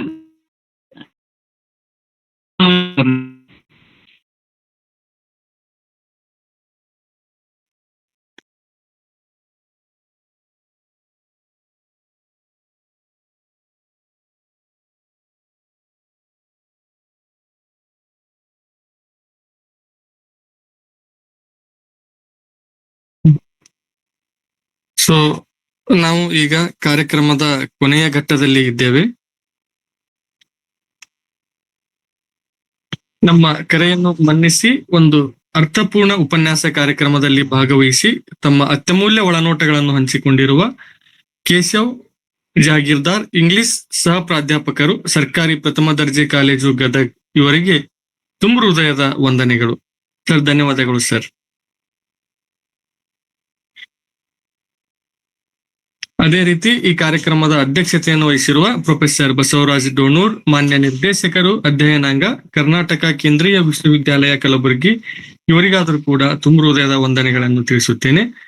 ಅದೇ ರೀತಿ ಇವತ್ತಿನ ಒಂದು ಸುಮಧುರ ಸಾಹಿತ್ಯ ಸಂಜೆಗೆ ಸಾಕ್ಷಿಯಾಗಿರುವ ಎಲ್ಲ ಹಿರಿಯರಿಗೂ ಮತ್ತು ಎಲ್ಲ ಸಾಹಿತ್ಯಾಸಕ್ತರಿಗೂ, ನಮ್ಮ ಮಾಧ್ಯಮ ಸ್ನೇಹಿತರಿಗೂ ಹಾಗೂ ಧಾರವಾಡದ ಎಲ್ಲ ಪದಾಧಿಕಾರಿಗಳನ್ನು ಕೂಡ ಹೃತ್ಪೂರ್ವಕ ವಂದನೆಗಳನ್ನ ಸಲ್ಲಿಸುತ್ತೇನೆ. ಧನ್ಯವಾದಗಳು. ಶುಭರಾತ್ರಿ.